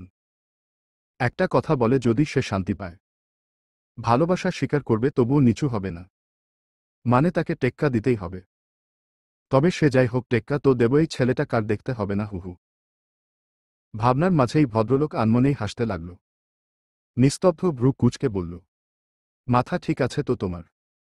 একা একা হাসছ কেন? ভদ্রলোক ছেলের কথায় থতমত খেল। ছেলেকে পাত্তা না দিয়ে তাসফির মাথায় হাত বুলিয়ে বলল, এই যে মামনি, আর কোনো চিন্তা নেই বুঝেছ? ছেলে যখন মেনে নিয়েছে তখন আর ঝামেলা করো না মামনি। তোমার এক বাবা নেই তো কি হয়েছে, আমি আরেক বাবা আছি না? তোমার সঙ্গে তোমার বর মহাশয় সং আছেন, আমার গোটা পরিবার আছে। আর কিসের চিন্তা তোমার বলো? বাসন্তী পেছনে থেকে তাসফিকে জড়িয়ে ধরে বলল, আর এই যে আমি আছি সব সময় আমার মিষ্টি বনু প্লাস ভাবির সঙ্গে। আজ নিস্তব্ধ ও নিজে খুব বড় ধরনের একটা শিক্ষা পেল। বদনাম একবার যা রটে যায় তা শুধরে নিলেও তার রেশ খানিকটা থেকেই যায়। এই যে আশেপাশে মানুষের ফিসফিস দেখে বোঝাই যাচ্ছে তা। তাই তো জীবনে ইচ্ছে করে এমন কোনো কাজকে অপ্রয়োজনীয় ফেলে রাখতে নেই। কখনো কখনো ছোট্ট ছোট্ট বিষয়বস্তুকেও তুচ্ছ করতে নেই। দেখবে তোমার অবহেলার কারণে একটা সময় সেই ঠিক তোমাকেই ভুগতে হবে। নিস্তব্ধ চোয়াল শক্ত করে তাসফির কান্নারত মুখশ্রীর দিকে তাকিয়ে রইল। নিস্তব্ধ এখন বিষয়টা খুব করে উপলব্ধি করতে পারছে। আসলে কিছু কিছু বিষয় আছে যা সময় থাকতে থাকতেই সকলকে অবগত করা উচিত।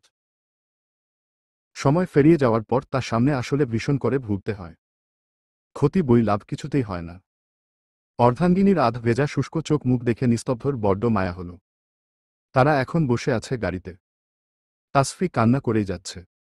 হাজার প্রশ্নের পরেও তাসফি উত্তর দিচ্ছে না। কি মুশকিল? নিস্তব্ধ অসহায় চোখে চেয়ে বলল, আহা কি মুশকিল? এভাবে কান্না কেন করছো বউ, সেটা তো বলবে নাকি? এভাবে মাঝ রাস্তায় গাড়ি থামালাম, কিছু বলছো না তুমি? তাসফি কোনো জবাব দিলও না। নিস্তব্ধ পুনরায় কিছু বলতে নেবে তার আগেই তাসফি ঝাঁপিয়ে পড়ল তার কোলে। আষ্টেপৃষ্ঠে জড়িয়ে ধরল। নিস্তব্ধ ও মুচকি হেসে প্রেয়সীকে আগলে নিল। আদুরে চুমু খেল কপালে। তাসফি ফিসফিস করে আমোদিত স্বরে বলল, thank you so much doctor সাহেব। আলিঙ্গন রজনী ভান্তে নিস্তব্ধ ফোন বেজে ওঠাই যথেষ্ট ছিল। নিস্তব্ধ ফোন রিসিভ করল। হ্যাঁ হৃদয়, বলো, কোনো ক্লু পেলে? ওপাশের ব্যক্তির কথা শুনে মুহূর্তেই নিস্তব্ধর হাসিখুশি চোখ মুখ পাল্টে রাগে লাল হয়ে উঠল মুখশ্রী। তাসফি নিজেও ভয় পেয়ে গেল। কি হয়েছে ডাক্তার সাহেব? নিস্তব্ধ তাসফিকে নিজ বক্ষের সঙ্গে চেপে ধরে উচ্চারণ করল, আরাধ্য, আরাধ্য। চলবে ইনশাআল্লাহ,